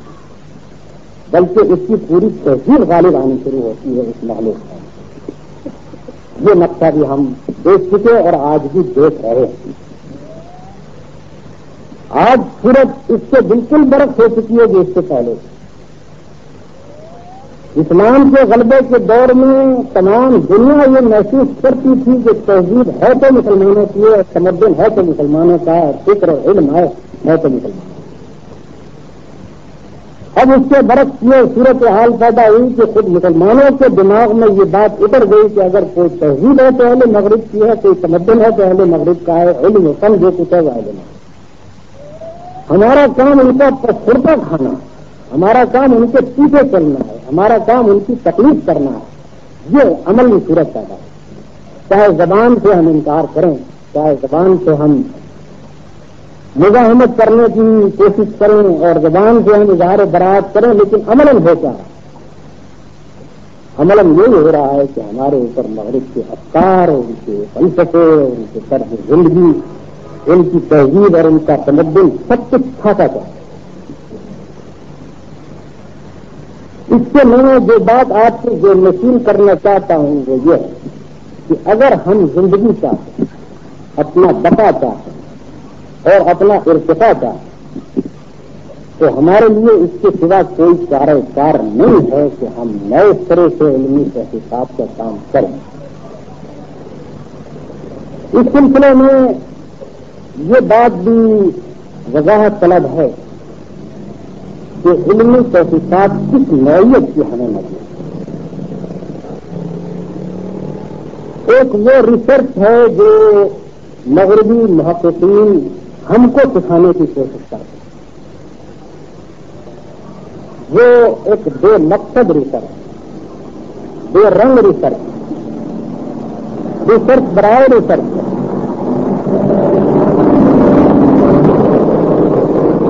کتابوں کو ایڈٹ کرنا اور ان کے مختلف نسخوں کا مقابلہ کر کے اور ان کی عبارتوں کے فرق کو دکھانا اور مصنفین کے سنین وفات و سنین پیدائش کو جمع کرنا اور اس طرح کی جو ریسرچ ہے یہ بے مقصد اور بے رنگ اور بے معنی ہے، جس میں شک نہیں کہ علوم و فنون میں مددگار ہوتی ہے، لیکن بچائے خود یہ وہ ریسرچ نہیں ہے جو کسی قوم کو زندگی عطا کرے، کسی قوم کے اندر حیات کی حرکت پیدا کرے، یہ وہ ریسرچ ہے، یہ ٹھنڈی اور بے معنی ہے۔ ایک وہ ریسرچ ہے کہ جو اہل مغرب کرتے ہیں، وہ متحرک قسم کی ریسرچ ہے، وہ اس غرض کے لیے ہے کہ ان کے پاس وہ طاقتیں فراہم ہیں کہ جن سے وہ دنیا پر حامی۔ ایک اور قسم کی ریسرچ جو اب ہمارے ملک میں شروع ہو رہی ہے وہ یہ ہے کہ ریسرچ تو اسلام کی جائے مگر اس غرض کے لیے کہ ایک نیا اسلام تسلیم کیا جو تمام مغربی افکار اور ان کی اقدار کے ٹھیک مطابق ہو، جو کچھ مغرب میں حلال ہے وہ حلال ثابت کیا جائے، جو کچھ مغرب کی نظام میں حرام ہے اسے حرام ثابت کیا جائے، اور کسی نہ کسی طرح سے اسلام کو ڈھال کر ایسا دکھایا جائے کہ گویا کہ یہ مغربی تہذیب اور تمدن کا ایک دوسرا ایڈیشن ہے۔ یہ ریسرچ بھی ہمارے کام کی ہے۔ ہم جو ریسرچ چاہتے ہیں، جس غرض کے لیے چاہتے ہیں، وہ یہ ہے کہ ٹھیک اسلام کے مطابق علوم و فنون کی تحقیقات کی جائے اور تحقیقات کر کے اسلام کے نظام فکر و عمل کو باقاعدگی کے ساتھ مرتب کیا۔ اور اس میں چند مقاصد ہمارے پیش نظر ہیں اور انہی مقاصد کی تحصیل کے لیے ہم کام کرنا چاہتے ہیں۔ سب سے پہلا کام جو ہم کرنا چاہتے ہیں وہ یہ ہے کہ مغربی فکر اور مغربی فلسفہ حیات کا جو سلسلہ بنا ہوا ہے اس کو توڑنا، ایک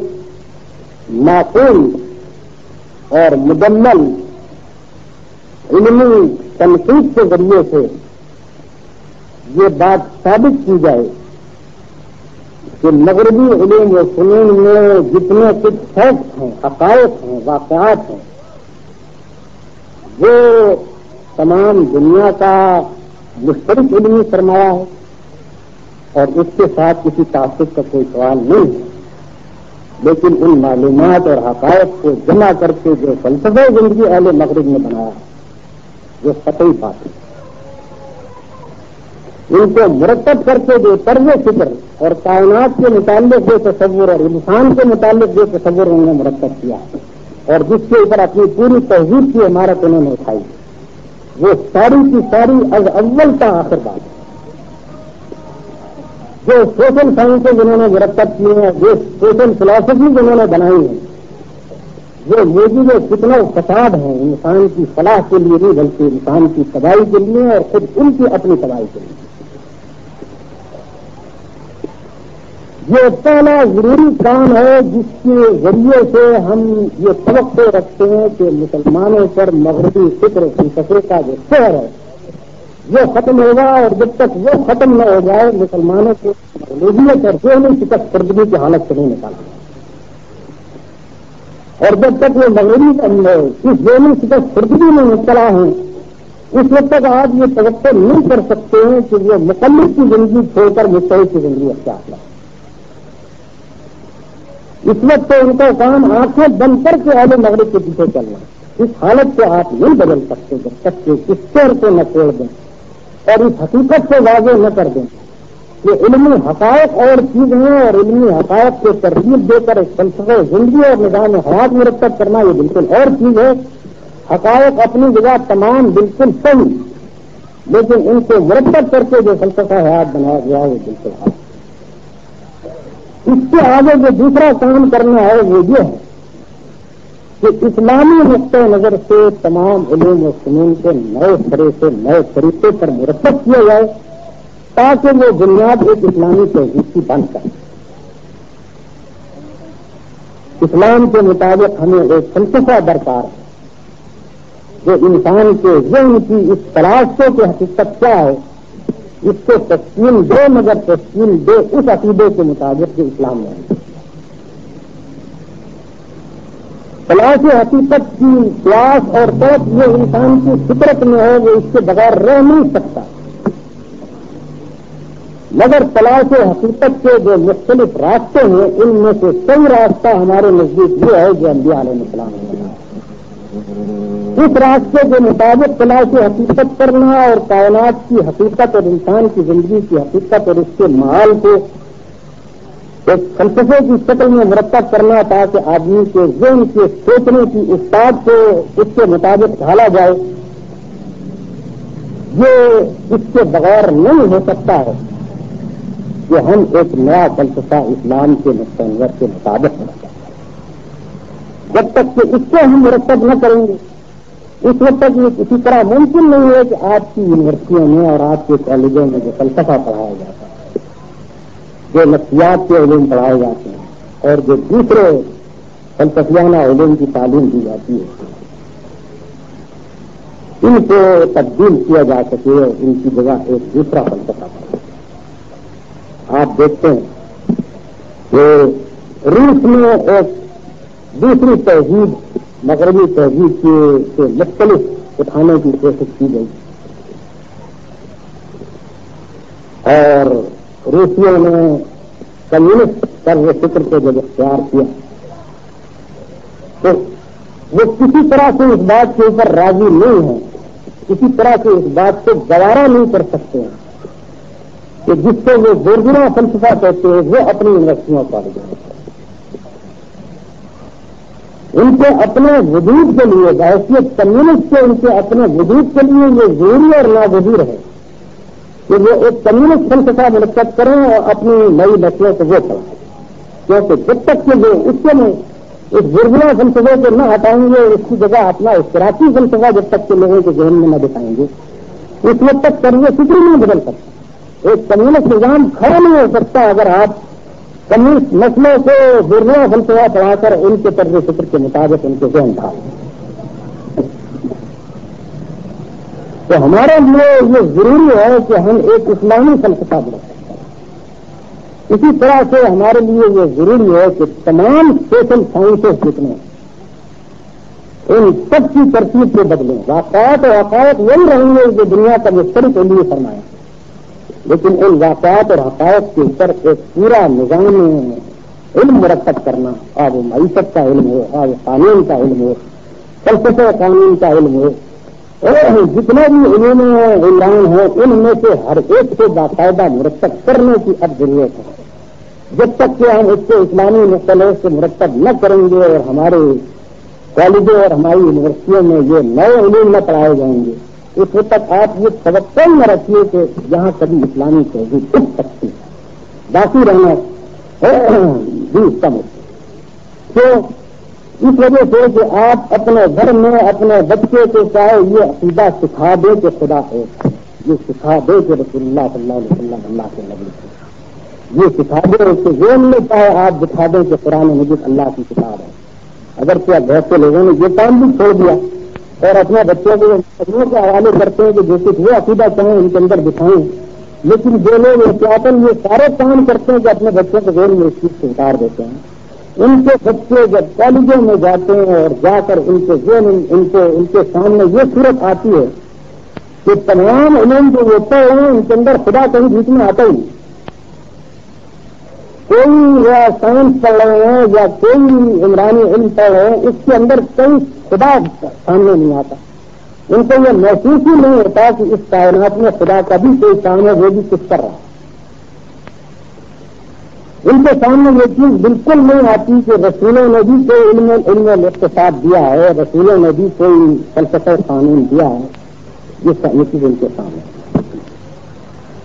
بلکہ اس کے برعکس ایک ایک علم جو وہ پڑھتے ہیں وہ ان کے ذہن میں یہ بات دکھاتا ہے کہ اسلام نے بہت سارے معاذ اللہ غلط کام کر دیے. مثلا اس نے سود کو حرام کیا، یہ بڑا ایک نعوذ باللہ فضول کام کیا اور اس سے کوئی دنیا کا معاشی نظام نہیں کر سکتا، کوئی فائنانشل سسٹم خراب نہیں. ان کے سامنے یہ بات آتی ہے کہ اسلام نے چوری کی سزا ہاتھ کاٹنا قرار دیا، معاذ اللہ بڑا وحشیانہ تھا. اس نے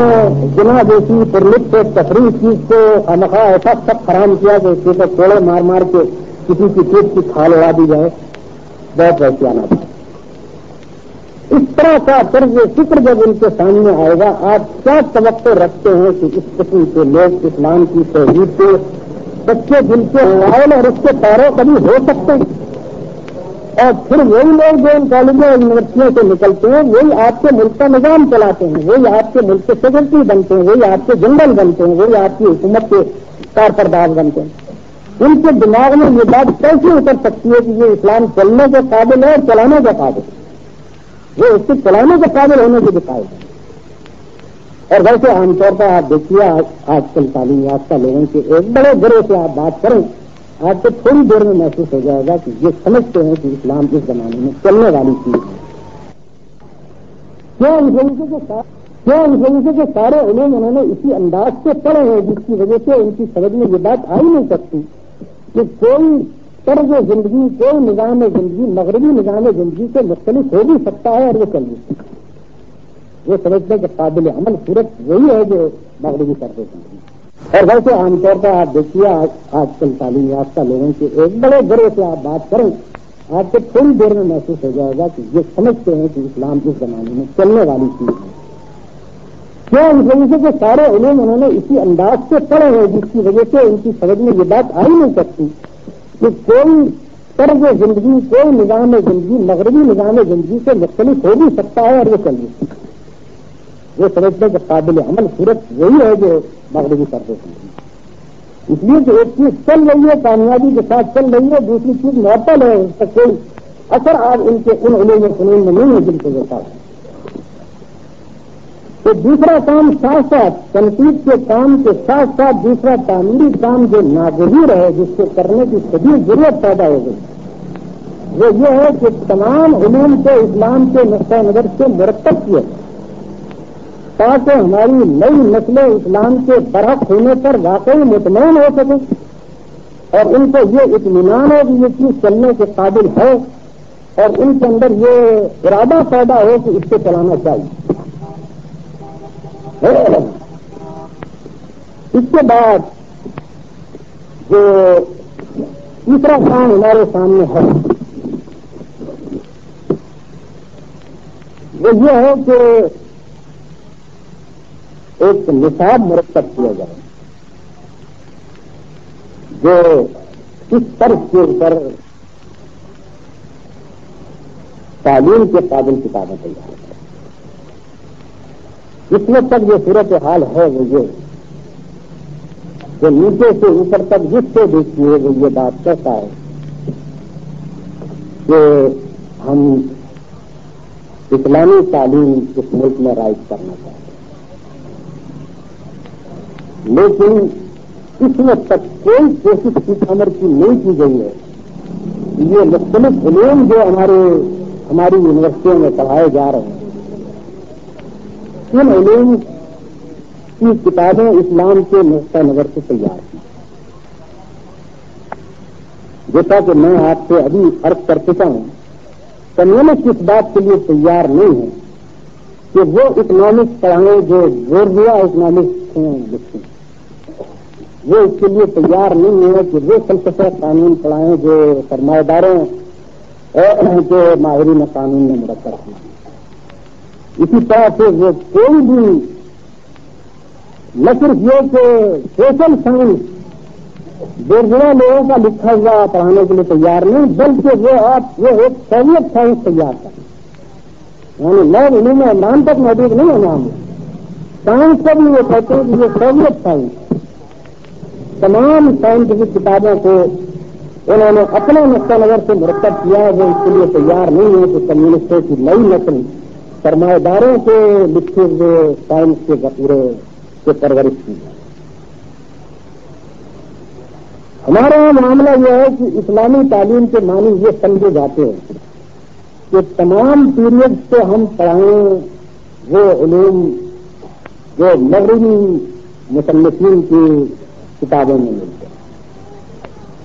اور ایک پیریڈ میں جا کر لوگوں سے یہ کہا جائے کہ ایک ہستی کا نام خدا بھی ہے کہ جس کو تمہیں ماننا، اور ایک ہستی کو اللہ نے رسول بھی بنا کے بھیجا، لیکن اس خدا اور اس رسول کا کوئی فنکشن باقی پیریڈ میں ان کو نظر نہیں آتا، اور اس کے برعکس علوم و فنون اس طرح سے پڑھائے جا رہے ہیں جیسا کہ ابھی میں نے آپ سے کیا کہ وہ سارے کے سارے اہل مغرب کے مرتب کردہ اور اہل مغرب کے اپنے قلم سے لکھی گئی یا ہمارے ہاں کے ان لوگوں کی لکھی گئی جو اہل مغرب کی مٹی پر مٹی مارنے کے آئے۔ اس سے آپ بالکل توقع نہ رکھیں کہ آپ کے یہاں وہ نسل پروان کبھی چل سکے گی کہ جو یہاں اسلام کا احیا کرے اور جو یہاں احیا کرنا کے درکنار اسلام کو باقی رکھ سکے۔ یہ سیدھا اپنی انفرادیت کو فنا کرنے کی طرف راستہ جا رہا ہے۔ روز بروز ہماری انفرادیت فنا ہوتی چلی جا رہی ہے، اور ہماری حکومت اور ہمارے برسر اقتدار طبقے، ہمارے با اثر طبقے، خواہ وہ تجار کے ہیں، خواہ وہ صناعوں کے ہیں، سارے کے سارے اہل مغرب کے اندر یہ اہل مغرب کے سامنے یہ نقطہ پیش کر رہے ہیں کہ ہم میں اور تم میں کوئی فرق نہیں کسی لحاظ سے، جو تمہاری تہذیب وہ ہماری تہذیب، جو تمہارا تمدن تو ہمارا تمدن، جو تمہارے اخلاق وہ ہمارے اخلاق، جو تمہاری قدریں وہ ہماری قدریں، حتیٰ کہ ہم اب اس بات کو بھی مان گئے کہ جس حرام کو انہوں نے حلال کیا ہے وہ واقعی حلال ہے، اور یہ غلطی ہماری تھی کہ ہم نے اس کو حرام کرا، یا غلط فہمی تھی کہ وہ حرام ہے۔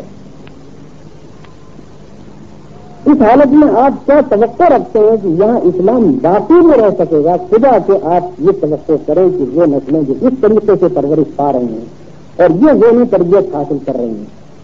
وہ یہاں کبھی اسلام کے احیا کے لیے بھی کام کر سکیں گی اور اسلامی تہذیب و تمدن کی علم بردار بھی دنیا میں بن سکیں گے۔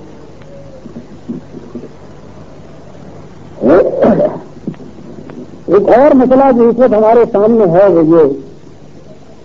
کہ ہمارے ملک کا ایک حصہ جس کی آبادی اکثریت میں ہے، اس کی زبان میں اسلام کے متعلق لٹریچر نہ ہونے کے برابر، مغربی پاکستان میں تو کم از کم اردو زبان ایسی ایک موجود ہے کہ جس میں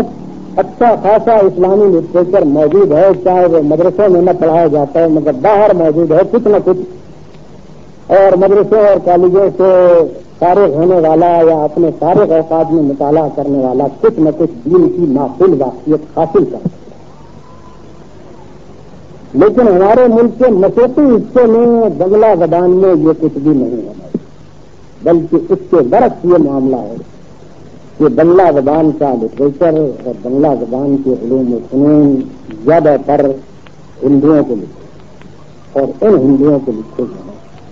کہ جن میں اسلام اور مسلمانوں کے خلاف شدید تعصب، جنہوں نے یہ دکھانے کی کوشش کی ہے کہ مسلمانوں کا کوئی کارنامہ اسلامی انسانی تہذیب و تمدن میں نہیں ہے، مسلمان اگر راہ آئے تو ایک لچے اور لفنگے کی حیثیت سے رہا ہے. مسلمان کبھی کوئی محب وطن نہیں رہا, کبھی کوئی محب اور انسانیت اور قابل انسانیت نہیں رہا. آزادی کی تحریک میں ان کا کوئی حصہ نہیں ہے. آزادی کے لیے قربانیاں کی تو ہندوؤں نے کی ہیں, مسلمانوں نے کچھ نہیں. جن لوگوں کا نقطۂ نظر یہ تھا, ان لوگوں نے تاریخیں لکھی ہیں اور مسلمان نوجوان ان کو پڑھا. انہوں نے ناول لکھے ہیں اور مسلمان نوجوان ادب کے نام سے اس کو پڑھتے ہیں. لیکن اسلام کے متعلق بہت ہی کم لٹریچر بنگلہ زبان میں. ظاہر بات ہے کہ یہ ہمارے لیے انتہائی خطرناک چیز ہے. اگر ہمارے ملک کا آدھا حصہ اور وہ حصہ کہ جس کی آبادی اکثریت میں ہے, اگر وہ اس حالت میں مبتلا رہے تو آپ یہاں اسلام کے احیا کی کیا توقع کر سکتے ہیں؟ اسلام کے احیا کے راستے میں خود مسلمان مزاحم بن کر اٹھیں گے اگر یہ صورت حال باقی ہے. مسلمانوں کی اکثریت, ان کے نمائندوں کی اکثریت مزاحم بن کر. اس لیے ہمارے کام کا ایک بہت بڑا حصہ اس بات پر مشتمل ہے کہ جو کچھ ہم یہاں اسلامی علوم کے متعلق تحقیقات کریں اور مرتب کریں,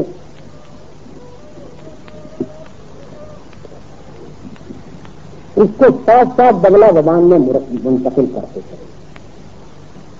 تاکہ ہمارے ملک کے دونوں حصے اسلام کے ساتھ وابستگی میں, اس پر مطمئن ہونے میں اور اس پر عمل درآمد کا طریقہ جاننے میں یکساں.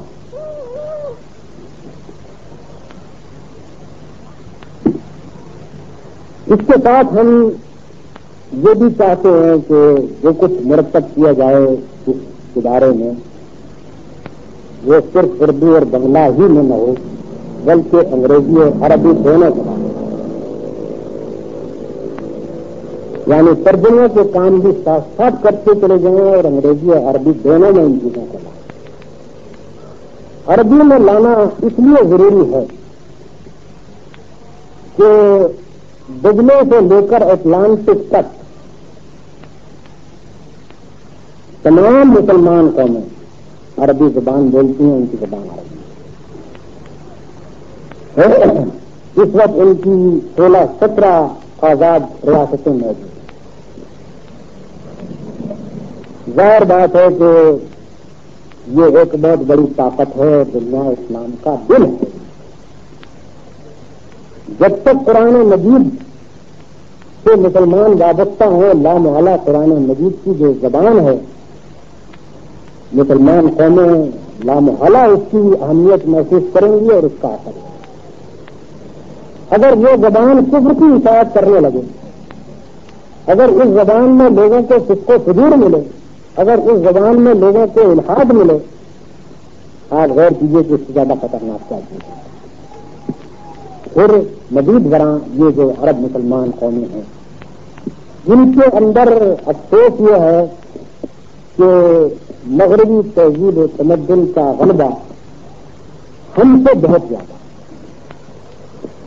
ہم ان سے بہت پہلے مغرب سے مغلوب ہوئے تھے, لیکن اتنے مغلوب ہم نہیں ہوئے جتنے کہ جو ہمارے بعد مغلوب ہونے والے ان سے متاثر ہوئے.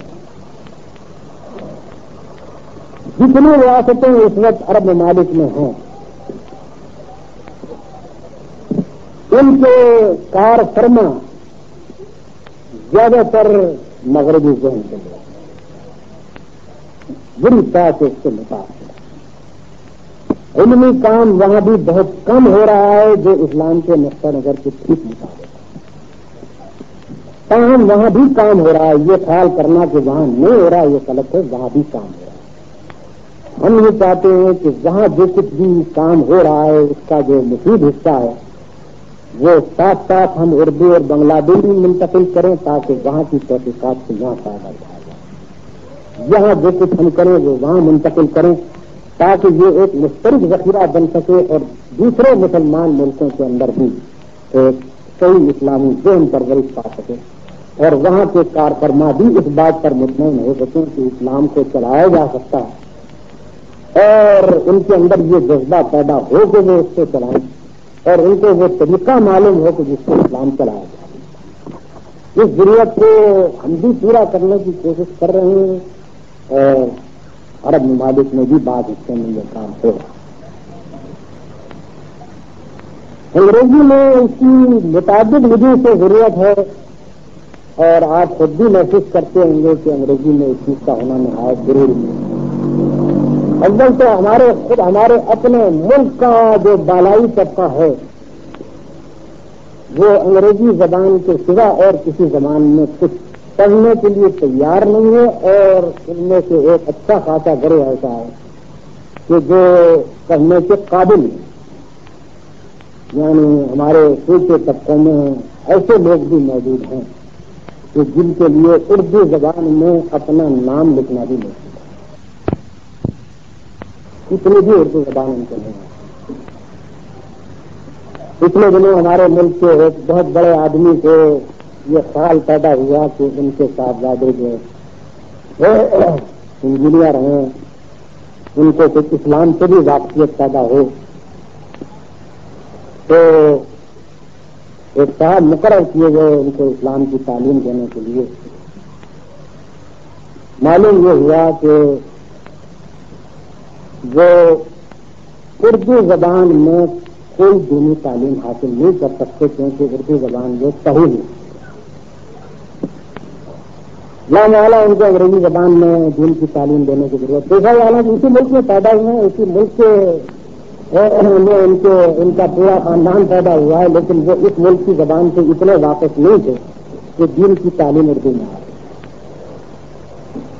اس کے بعد کوشش کی گئی کسی طرح سے کم از کم وہ قرآن مجید کو پڑھنے کے قابل ہیں. تو 1 مہینہ لگا ان کو اس بات کے قابل بنانے میں کہ وہ بسم اللہ الرحمن الرحیم اور سورہ فاتحہ پڑھتے. وہ بیچارے کافی دنوں تک یہ کہتے رہے کہ میری یہ سمجھ میں نہیں آتا کہ یہ الٹا کیسے لکھا گیا، یعنی جو سیدھا ہے وہ ان کے نزدیک پہنچا. کیونکہ ساری عمر ان کی ادھر سے ادھر لکھنے اور پڑھنے میں گزری ہے، اس لیے ادھر سے ادھر لے کر لکھا پڑا جاتا تھا وہ ان کی سمجھ میں نہیں آتا تھا. ان کے سر میں درد ہونے لگتا تھا یہ دیکھ کر کہ کوئی زبان ادھر سے ادھر بھی لکھی جاتی ہے اور اس سے ادھر. تو یہ طبقہ ہمارے میں موجود ہے اور یہی طبقہ معاملات سے چلا رہا ہے. اسی طبقے کے ہاتھ میں بازے ہیں.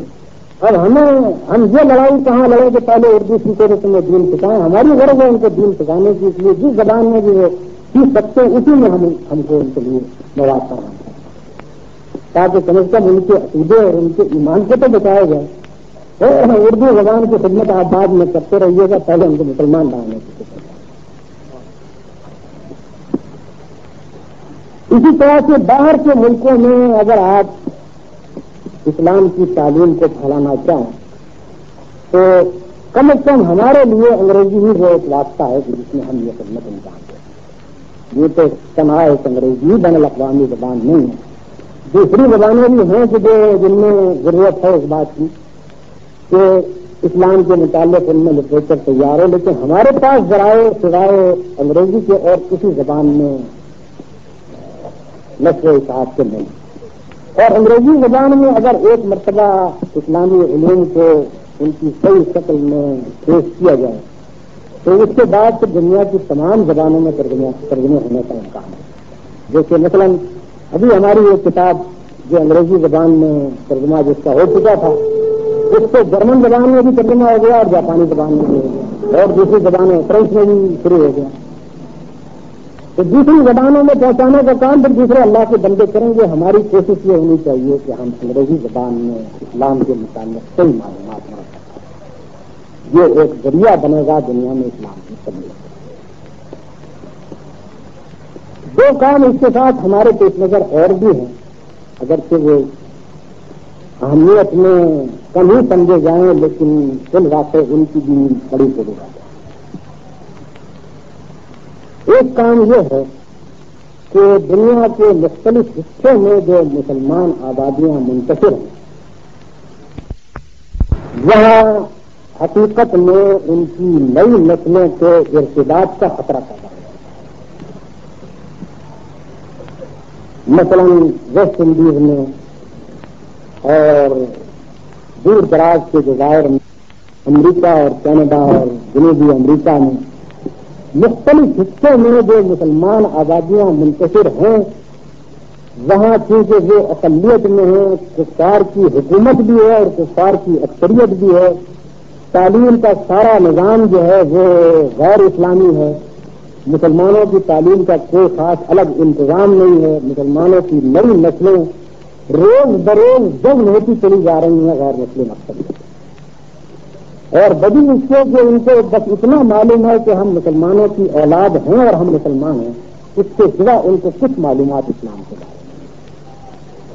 ہم چاہتے ہیں کہ ان کی ضروریات کے مطابق کچھ مختصر نصاب ایسا تیار کر دیا جائے کہ کم از کم وہاں کی جو نئی مسلمان نسلیں ہیں وہ مسلمان رہ سکیں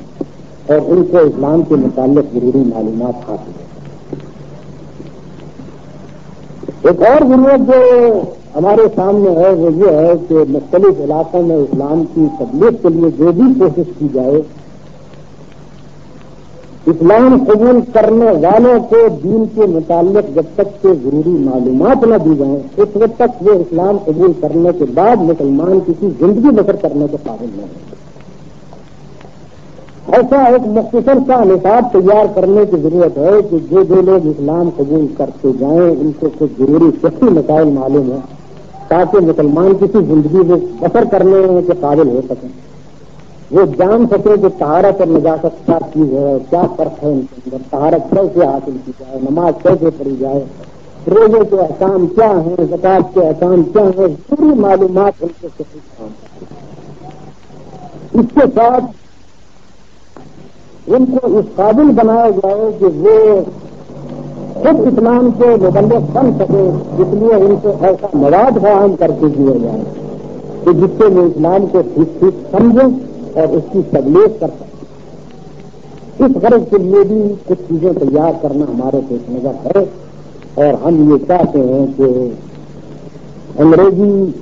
کے ماں سوا اگر کوئی دوسری زبانوں میں بھی انتظام ہو سکے، جیسے کہ ہمارے پیش نظر ہے کہ قبائلی زبان میں اس کا انتظام کیا جائے تاکہ افریقہ میں یہ چیزیں کھائیں، دوسری جتنی زبانوں میں بھی اس کے امکانات ہوں گے انشاءاللہ اس سے کہا جائے گا۔ حضرات یہ مختصر کا نقشہ ہے اس کام کا جو ہمارے پیش نظر ہے، جس غرض کے لیے ہم نے یہ کام شروع کیا ہے اور جس ضرورت کو سامنے رکھ کر شروع کیا ہے اس کی بھی میں نے مختصر طور پر آپ کے سامنے بتایا۔ میں جو کچھ چاہتا ہوں وہ یہ ہے کہ آپ کے دل میں اس کام کے لیے ہمدردی کا جذبہ پیدا ہے۔